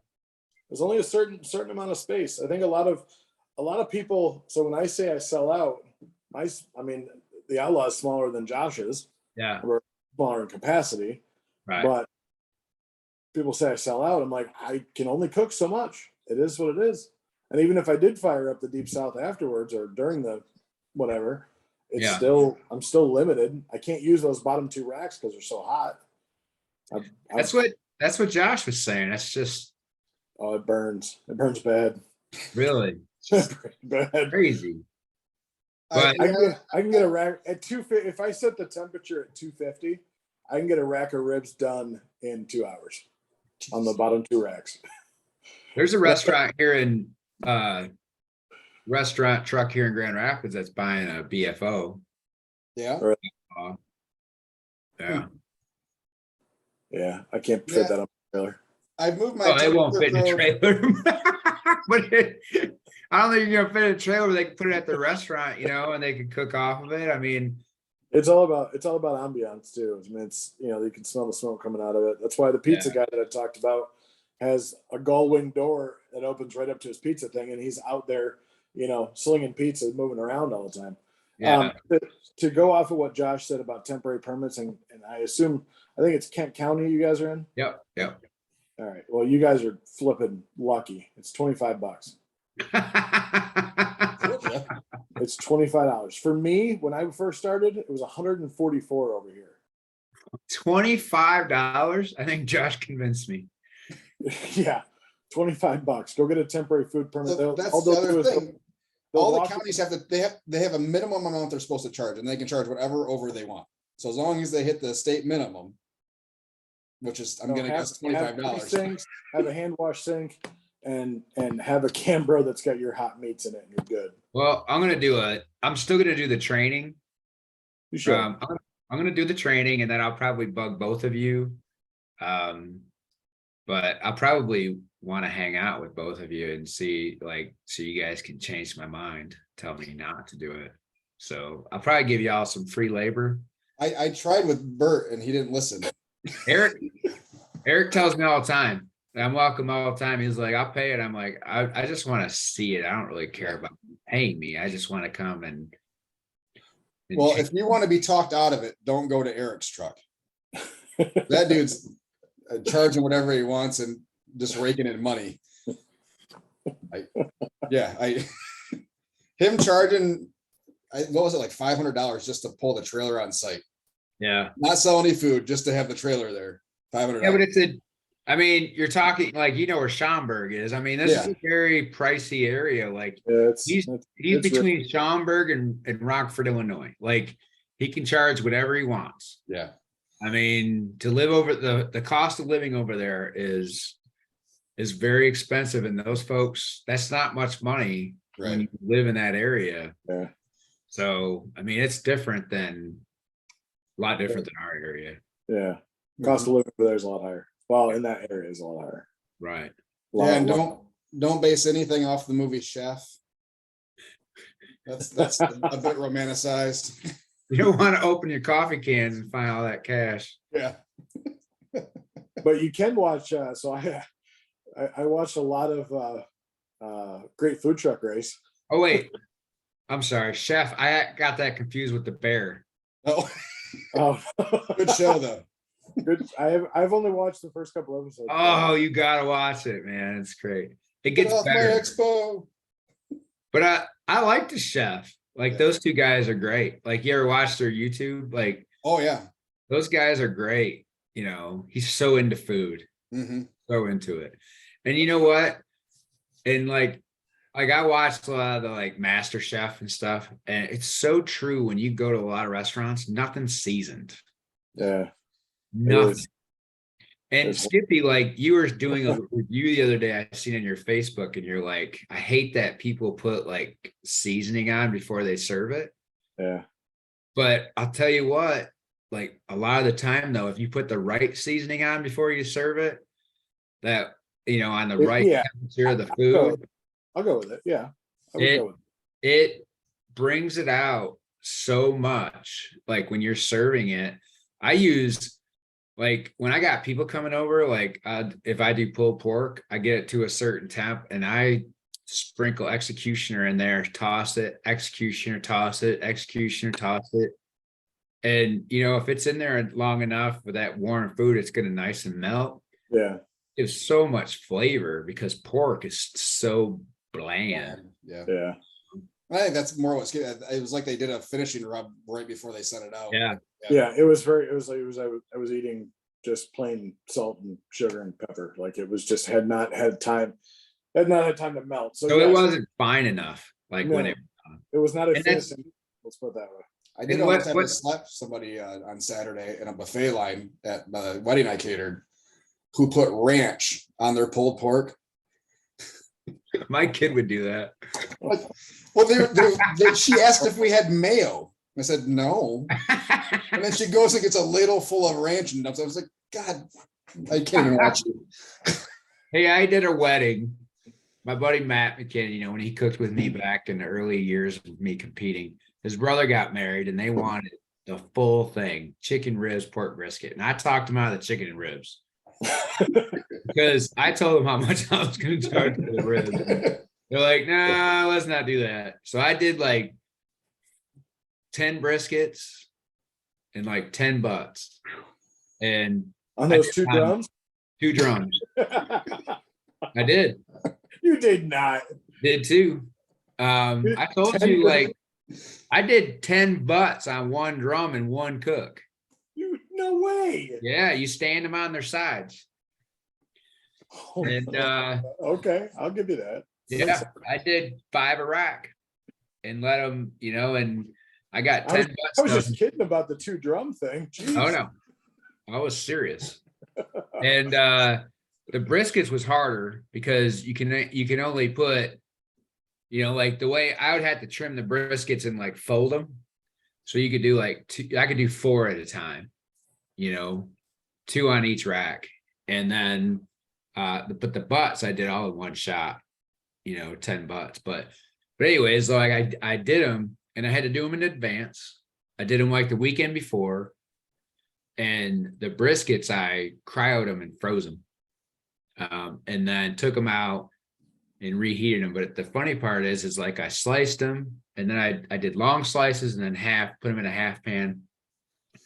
And when we served them on in the wedding, like there was like out of the 300 plus people that were there, these 2 girls that were in their 20s, they kind of like cringed when they seen it was barbecue. and they each grabbed a piece of brisket, and I think they put more ketchup. Like, I don't even know where the hell they got ketchup, but I looked over at their table and it looked like they had like a cup of ketchup on each half slice. And I'm like, you gotta be kidding me. Makes you cringe. Yeah, but hey, I don't care. I still got paid. That's all that matters. Do whatever you want. If you want to ruin it, go ahead.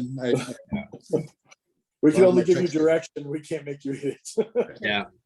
Another question I was gonna ask you guys too, so, but I guess if you guys are buying it from like Costco and stuff, this probably doesn't change with you, but are you guys brand specific? So like when you talk about Kind of.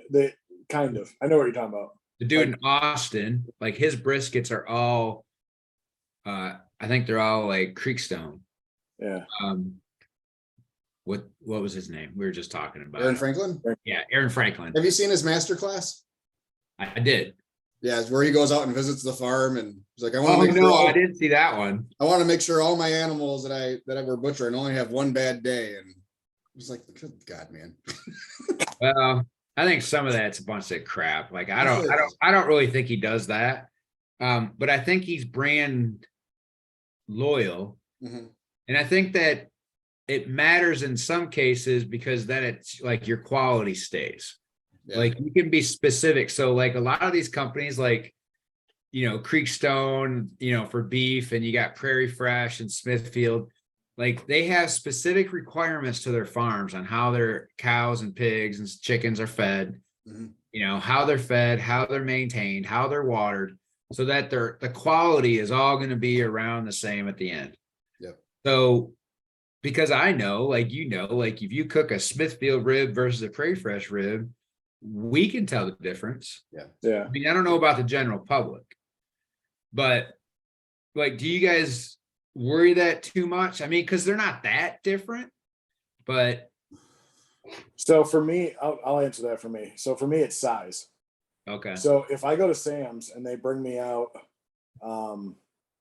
either Excel or what's the other one? Cargill or National. Those are the three cases that I've seen A beef? of beef. Yes, three different providers, packagers, whatever. I will take the National over anything Mhm. because for me, their briskets have always been heavy. I'll get a case of brisket, which typically is 5 of them for like almost 80 something pounds. So for me, that's good. For pork, Gordon's has been able to get Swift brand, Mhm. and theirs is always 8 to 10 pounds a piece.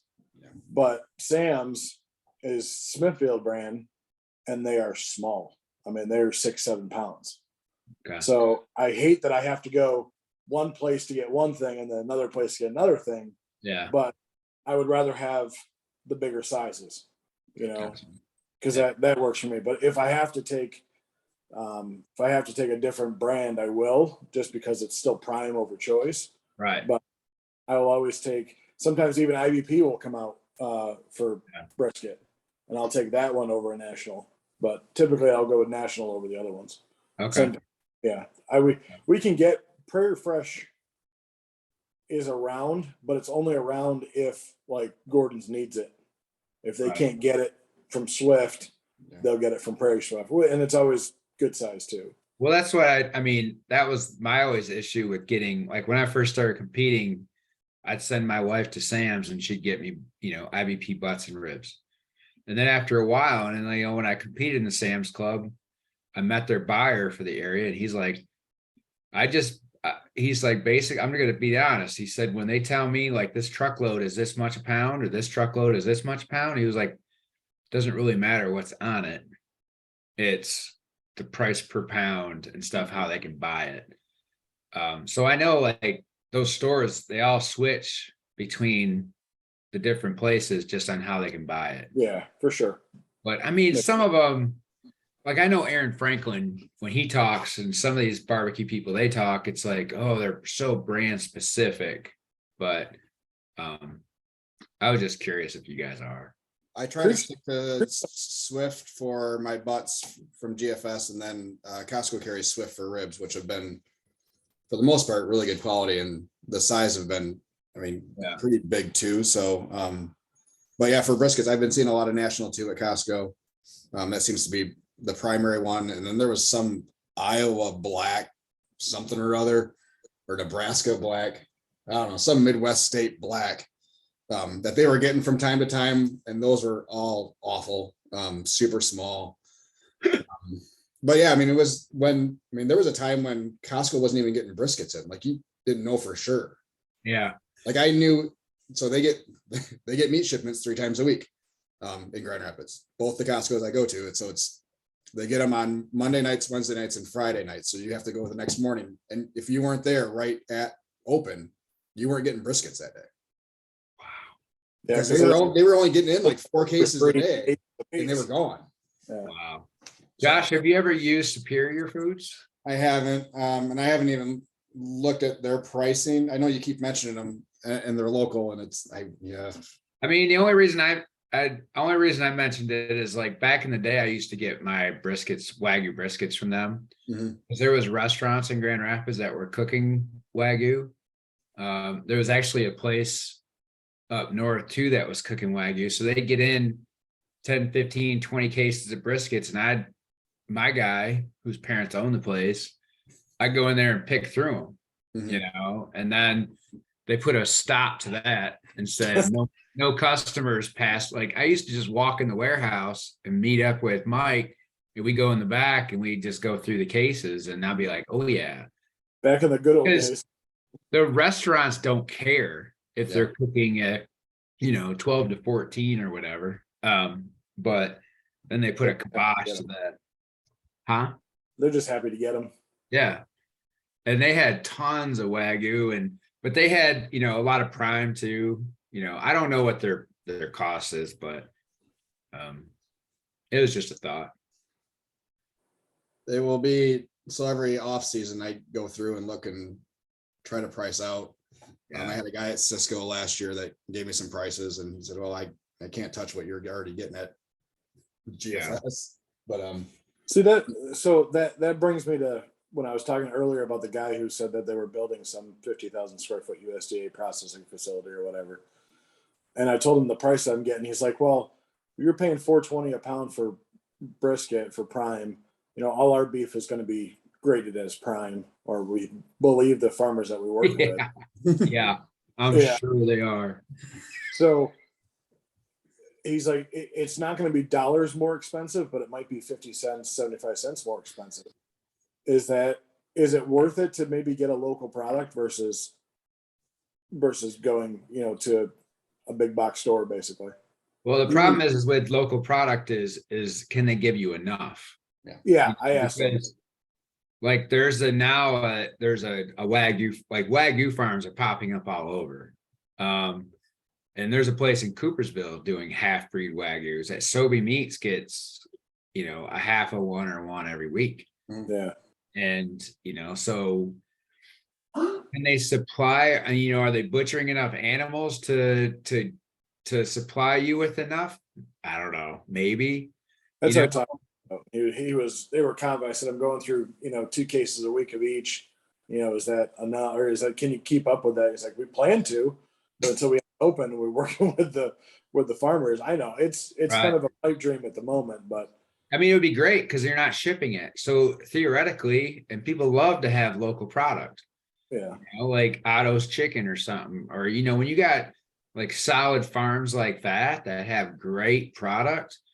I mean, it would be easy to switch to because they're, fairly reasonably priced too. But like for beef, it's extremely hard in this area. I mean, but Indiana kitchen pork, if you can get that, I mean, I don't know how much, if you'd save any money or not, but I think Indiana Kitchens at our Gordon sometimes. there's a supplier. There's a supplier that brings, there's a huge meat supplier on the east side of the state that brings a truck. I know because Tim said he gets like 2 shipments a week or something. So Or just keep in mind that it's not 50 to 75 cents a pound higher. It's double that because you're losing half of your brisket. Oh, yeah, Oh, for sure, it- for sure. Yes, Yeah. yes.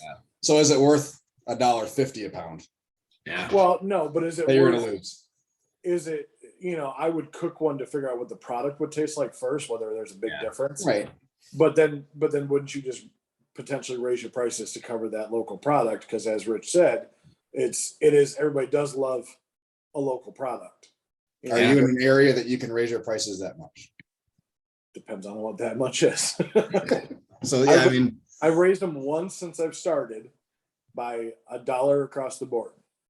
And I've still had people now still tell me that I'm charging too little.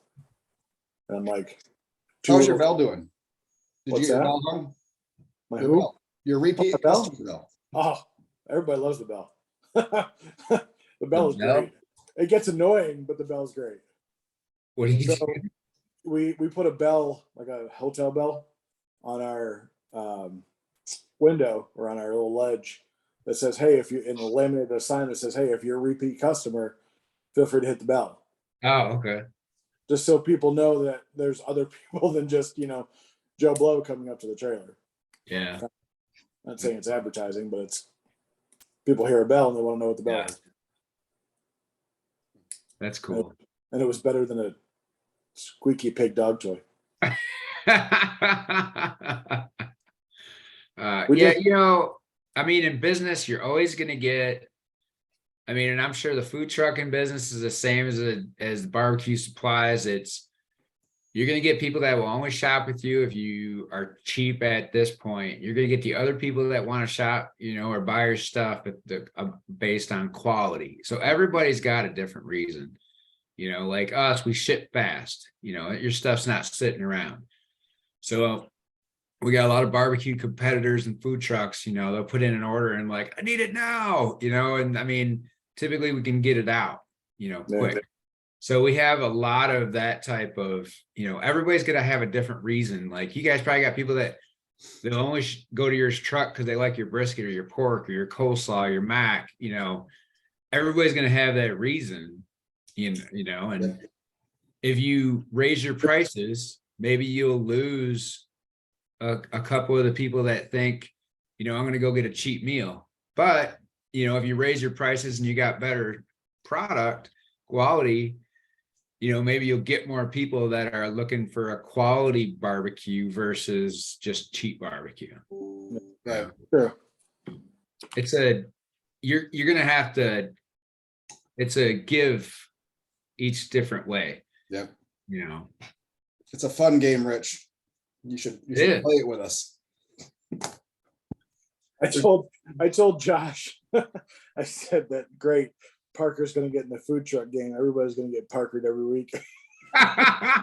well, see, the thing is I would never, because I like my day job. I like, software development. So I would do very few, and I will charge enough. I will charge more than expected so that it's even less than a few. What he's saying is he's Cabela's, we're Dollar General. Oh man. We won't have the same No, clientele. I'm saying like I have to charge, like I don't have to worry about paying a mortgage or a or anything about it. So because mine's a hobby. So Well, the IRS, I send- think mine's a hobby too this year. when people send me things like I like my neighbor was gonna do their kids reception. I'm like, call Josh, here's his number. Like people ask me all the time because like in my area, I'm like, here you go, call him. Because that's Josh's business. He's gonna be better at it than I am. I mean, I need to cut that part out. Use that a lot. Like he's Can you direct that towards me now too? yeah, I will. Like if any people call me and like, I've talked to people in your area and like before you started doing it, I'd send them to Hogs. Sure. I sent them to Ed. And I just talked to somebody. I was talking to people at Westland. Somebody walked up about it. I told them to go talk to you. And I'm like, talk to Skippy.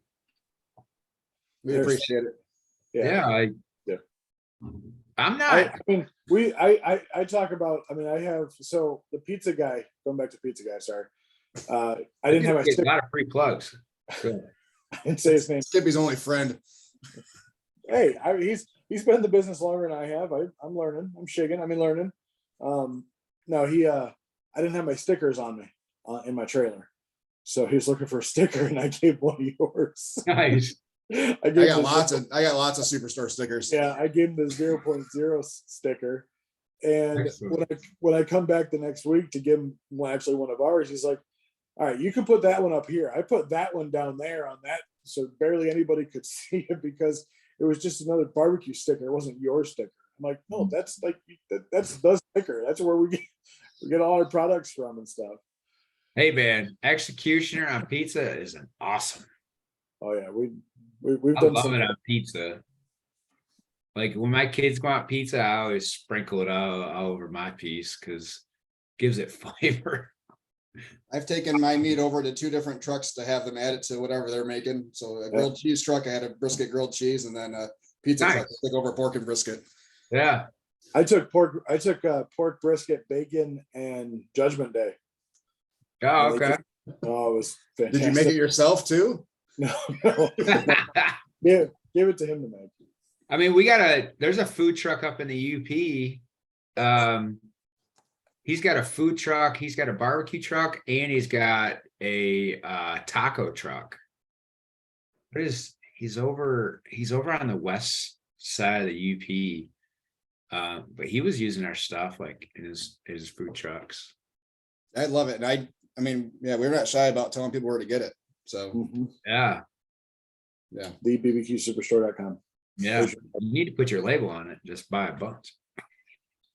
I'd rather have your label on it so they know where to buy it. But Skippy, I do do you that- sell it retail on your truck too? I think Josh Yeah, does. I give it to people for catering. All right, you can I buy wholesale yet again for sauce bottles? Oh, you'll have to ask Mark. That's it. Yeah. Like, He was hoping Friday. I'm I pretty just- sure that it's landed. It's sitting in the dock. It's probably waiting for them to actually look at it. Hence, I do have a the lot of thumbs people. there. I do have a lot of people that say Judgment Day. This means it's really, really hot, right? Really? Yeah, we get that too. Everybody thinks Huh. it's a hot sauce because it's called Judgment Day. Yeah. Really? Yeah. Yeah. You Never never thought about that? Huh. Never heard that. It's because you're selling it to all comp guys. Andrew. So we get it. Yeah, we all know. what So, it is. Sobeys sells a ton of it. Like I he believe it. buys 10 plus cases at a time of that stuff. He sells so much of it in his butcher shop. Hmm. I mean, Yeah, I think we'll have gone through probably 6 cases by the time we're done in October. when did you get a pallet? You got a pallet of it, and then I Of don't know the how. gallons, I got a pallet of gallons last year. Oh, it was last year. Yeah, around Okay. probably July. I don't know. Whenever you guys had the whole label fiasco, compounded by COVID. Which time? So yeah. And I First, said, Mark, would it be faster if I got a pallet without labels on it? Just send me naked bottles. I don't need labels. First, Yeah, I don't need first labels. time is like they couldn't keep the labels on the bottles. Then the second time is they couldn't find the labels, and I mean it's like, ah. So I got my pallet 2 days before you guys got restocked in the fulfillment center. Hey, you save money though that way. Yeah, and You gotta keep cheaper. I used the last of that pallet, I think, in April this year. So Yeah, and it's good for 2 years or something. I mean, it's I believe probably good longer than that, but Yeah. you could save money. But yeah, we saw the 8 ounce, the 6. How big are the small ones? 16? Yeah, well, we were required by law to change that label because it's Misleading. it's not misleading. It's just some places like to do it. The label, you gotta pay attention. Your label might be by weight or by volume. And Makes sense. so like it was a 21 ounce. It's a 6, like if you go to a co-packer and say, I want a 16 ounce bottle, that's the bottle. Mhm. But that's a volume bottle. But that weight is like 21 some ounces. So it's misleading because nobody knows Like the Oh, you're public, some co-packers want to do it by volume, some want to do it by weight. Cause like all those labels have to be approved by the co-packer before they will put it on a bottle. Like before you even get it printed, you got to send it to them and say, does this look right? You know, are all the ingredients right? Is the calories right? Is all that garbage right? Because if it's not, they'll reject them all, you know, later, because they'll get in trouble if they're putting them on bottles that are wrong. So like, yeah, we had to do the switch. I don't know what happened, but they had to do a volume versus weight. And then your retailers are like, 16, what? You know, they don't get it. So yeah, we'll go through about the small bottles, like 5-6 cases a year. And then right about this time, we'll start selling gallons. So people are stocked up for the winter. It's like, you guys know you can buy. It's just another revenue source. Yeah. You know, like you can just make a few bucks a bottle. Yep. Yeah, and I think we're a couple bucks up over what we're paying for them. So it's Right. That's what I mean. It's just revenue, letting them sit. And you know what? People want, you know, it's good for them to buy it. And then they're not grabbing half of your gallon. Well, and we stopped doing that. So we don't. Oh, you have don't do sauce that out no of- more? Heck no. We're doing 2-ounce cups. And Yeah. hey, I was gonna buy, listen to this. I was gonna buy a machine last 2 years ago, maybe it was during COVID, I don't remember. I found a machine that would do that would make the packets. So my buddy's dad owns a few Dickies Mhm. restaurants.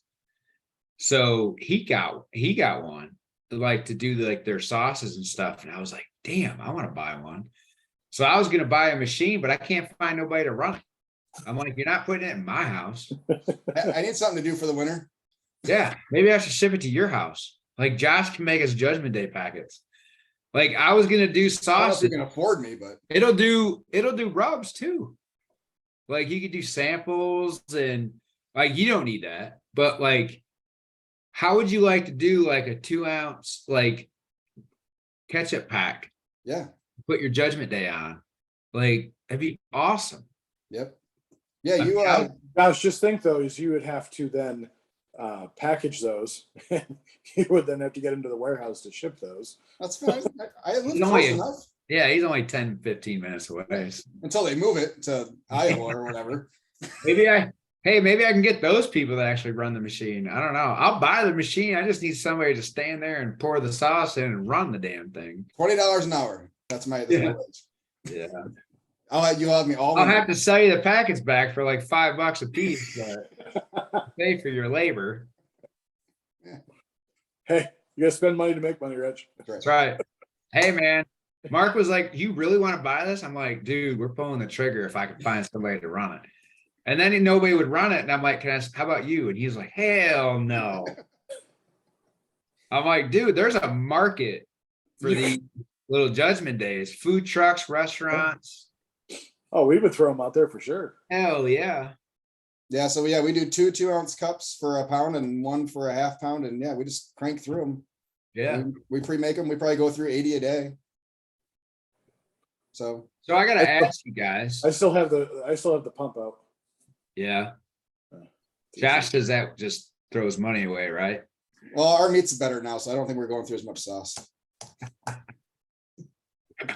You're saying it wasn't good to begin with? Josh was so mad at Silver Lake because people were getting like fries from his Oh. neighbor and coming over and using Judgment Day on his So sauce. pissed. He was so mad. I thought he was gonna start screaming at people. That's People like were 4 just gallons like, of sauce. yeah, they were going over and getting tacos and French fries and crap from other vendors and just coming over to Josh and using his sauce. Sauce is so good. Because they're like, they don't want a crappy ketchup. It was hilarious. That's great. All right, we got to wrap this It thing was up. good for me. Oh, it's great for you. But Good to make a I run was to gonna the warehouse ask you for it. guys too. I know we're going for a long time, but like there's some restaurants I know that do sous vide. So like they cook their product Mhm. and then to keep it at a, they'll put it like in a portion of pork or brisket or whatever. Yep. They keep them in sous vide at certain temperatures. So then like somebody orders a sandwich, they grab one bag sandwich. It's at that right temperature the whole time. And then it out. Or if they order a meal, they get 2 bags. You guys ever heard of that? You ever considered it? I haven't heard of anybody doing it, and that seems like a lot of extra space and time. Yeah. Like, I worked at a restaurant a few years ago. After everything was cooked, so we'll call it like when they did burn ends, they did salmon. After everything was cooked, they would put it in portion bags, put it back in their cooler, and for service, they would take the portion bags out to the line, and then just use a saute pan to reheat them. So nothing was So they nothing would was pan. Oh, okay. nothing was ever fresh at that place, other than a burger if you get it. But it was. I know people who do that for catering. Yeah. Is they'll cook everything ahead of time and then cool it down and then vacuum seal it or put it in Ziploc bags and then use a sous vide to reheat it. I know people that do microwaves, like portion bags, and then put it in the microwave to heat it and then sandwich. Yeah, it comes out blazing hot and then it goes cold within 3 minutes. I don't know, but I was just curious, like, so you guys just use Cambros? Yeah, well, I have a warmer now. so yeah, we both have proofing cabinets, and then you Okay. have a steam table too, right, Skippy? Yeah. Yeah. I think Yeah. I think Eric said he has a proofing cabinet where you put it in, you set the humidity, you set the temp, and then it's Yeah, it doesn't. I mean, yeah, everything stays hot. I mean, it has to stay over 140 degrees, right? Yes, So Yes. but Cool. yeah, mine's set. Usually, it's at about 165 to 170 is where it sits. But yeah, and then it goes to the table in our pans. But I mean, everything there is super hot too. So yeah, if anything, we get things. So if we go hit a slow patch, we find that it's too hot there without the constant movement of product in and out. Then we have to put it back in the cabinet. But yeah. things you learn after opening up a pan of pork that's been sitting on the table for an hour, and it's like, oh, that's not great. Grab the apple juice. We got to reconstitute some pork. Feed it to Rich's pigs. Oh. All right. Rich, thank you so much. Where can people find you? I mean, you got the bbqsuperstore.com is where you'll find like all of our products. I mean, 999. I mean, if you got a food truck or a restaurant or something and you want to use 999 in your place, we can give you a wholesale account to give you a good deal, buying it by the case. Worth it. Yeah, we always try to help our people out and keep it, reasonably priced as much as we can. We've had to raise a few, as you've seen. But I try not to look. I just I just check out. we try to keep it as reasonable as we can, because like Executioner is the most economical rub to get, for a restaurant food truck. It's our most popular. We buy we buy it all the time because it just flies out the door from backyard comp guys, restaurants, food trucks. It's just so versatile. You can basically put it on everything, and it's not hot. I know that name people kind of think of as hot. It's not hot. It's just very well balanced barbecue flavor. Mhm. And that's probably our most popular one for food. And we sell it in a 25-pound bag. For a lot of guys, it's cheaper than making your own. Yeah. So that's where you can find us, and that's where we can probably help you at the most. If you Not to interrupt, but it's funny how you say that Executioner to you sounds hot, but Judgment Day doesn't. Judgment Day doesn't sound hot to me. Like it. I hear Judgment Day and I think of the nuclear scene in Terminator. Yeah, I think of End of the World. Oh, I'm not a big Terminator fan. Maybe that's why. I don't know. Fire, brimstone. Yeah. Like I think of Executioner as hot. Like, oh man, I'm gonna get Judgment Day to me just sounds like a hot sauce that would be on Hot Ones. This is Judgment Day. Guess it's all about how you say it. Yeah, maybe we should change the name to 999 barbecue sauce. No No. more new labels. Yeah, no, please. No, labels are expensive. Sick of paying for labels. I don't blame you. But, and like you said, if you guys, if you buy a pallet, you can get it even cheaper. Or we do, not only do we do wholesale, we do private labeling, to help people out, because we want food trucks, restaurants, we want them to succeed. So we try to help. And, even selling our stuff retail, it makes you money. It's a good thing to do. You can make money at it. So I like everybody making money. yeah, me too. Everybody needs to make money. Well, thanks, Rich. It Yeah, was man. fun talking to you and learn why our prices are so high.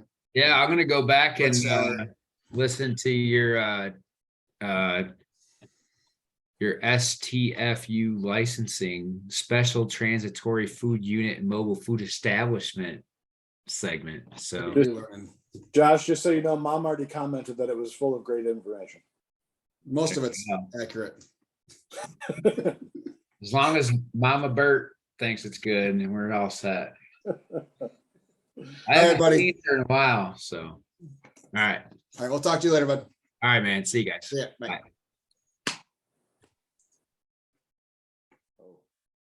Hi there, Skippy. Hey. Where can we? All right, let's finish our other stuff then. Where can we find you again? What's your stupid? I mean, you're awesome. I'm Mine's the stupid. guy on the left. So my beard's much nicer. I gotta flip it. No, still doesn't work. PBJ's BBQ of Michigan on Facebook, PBJ's_BBQ on Instagram. Yeah, what's yours? Get after it. At Sweet Rex Barbecue, Instagram and Didn't figure out typing the smoking butts part either. well, that was Never mind. Anyway. my Facebook page is back from 15 years ago. When we first started competing, we were just Sweet Rex Barbecue. Oh, that's right. When KCBS switched some stuff and we had to renew our membership, there was another Sweet Rex Barbecue that had registered with KCBS first. So we had to change our name. So we added on the Smoking Butts. Enhanced. Yeah, that's a whole other thing. Great. Still a great name, but anyway. Yeah, so yeah, find us there. Monday Morning Food Truck on Facebook. You can search that place. And this will probably be our first. This is a very long episode. This might be get broken up into two different parts, Monday and Tuesday. But first episode that will probably take place on YouTube as well, to see all the eye rolls and other facial expressions, and see how pretty Bert is over there in his new haircut. Smiling face. Thanks for radio, bud. Thanks for radio.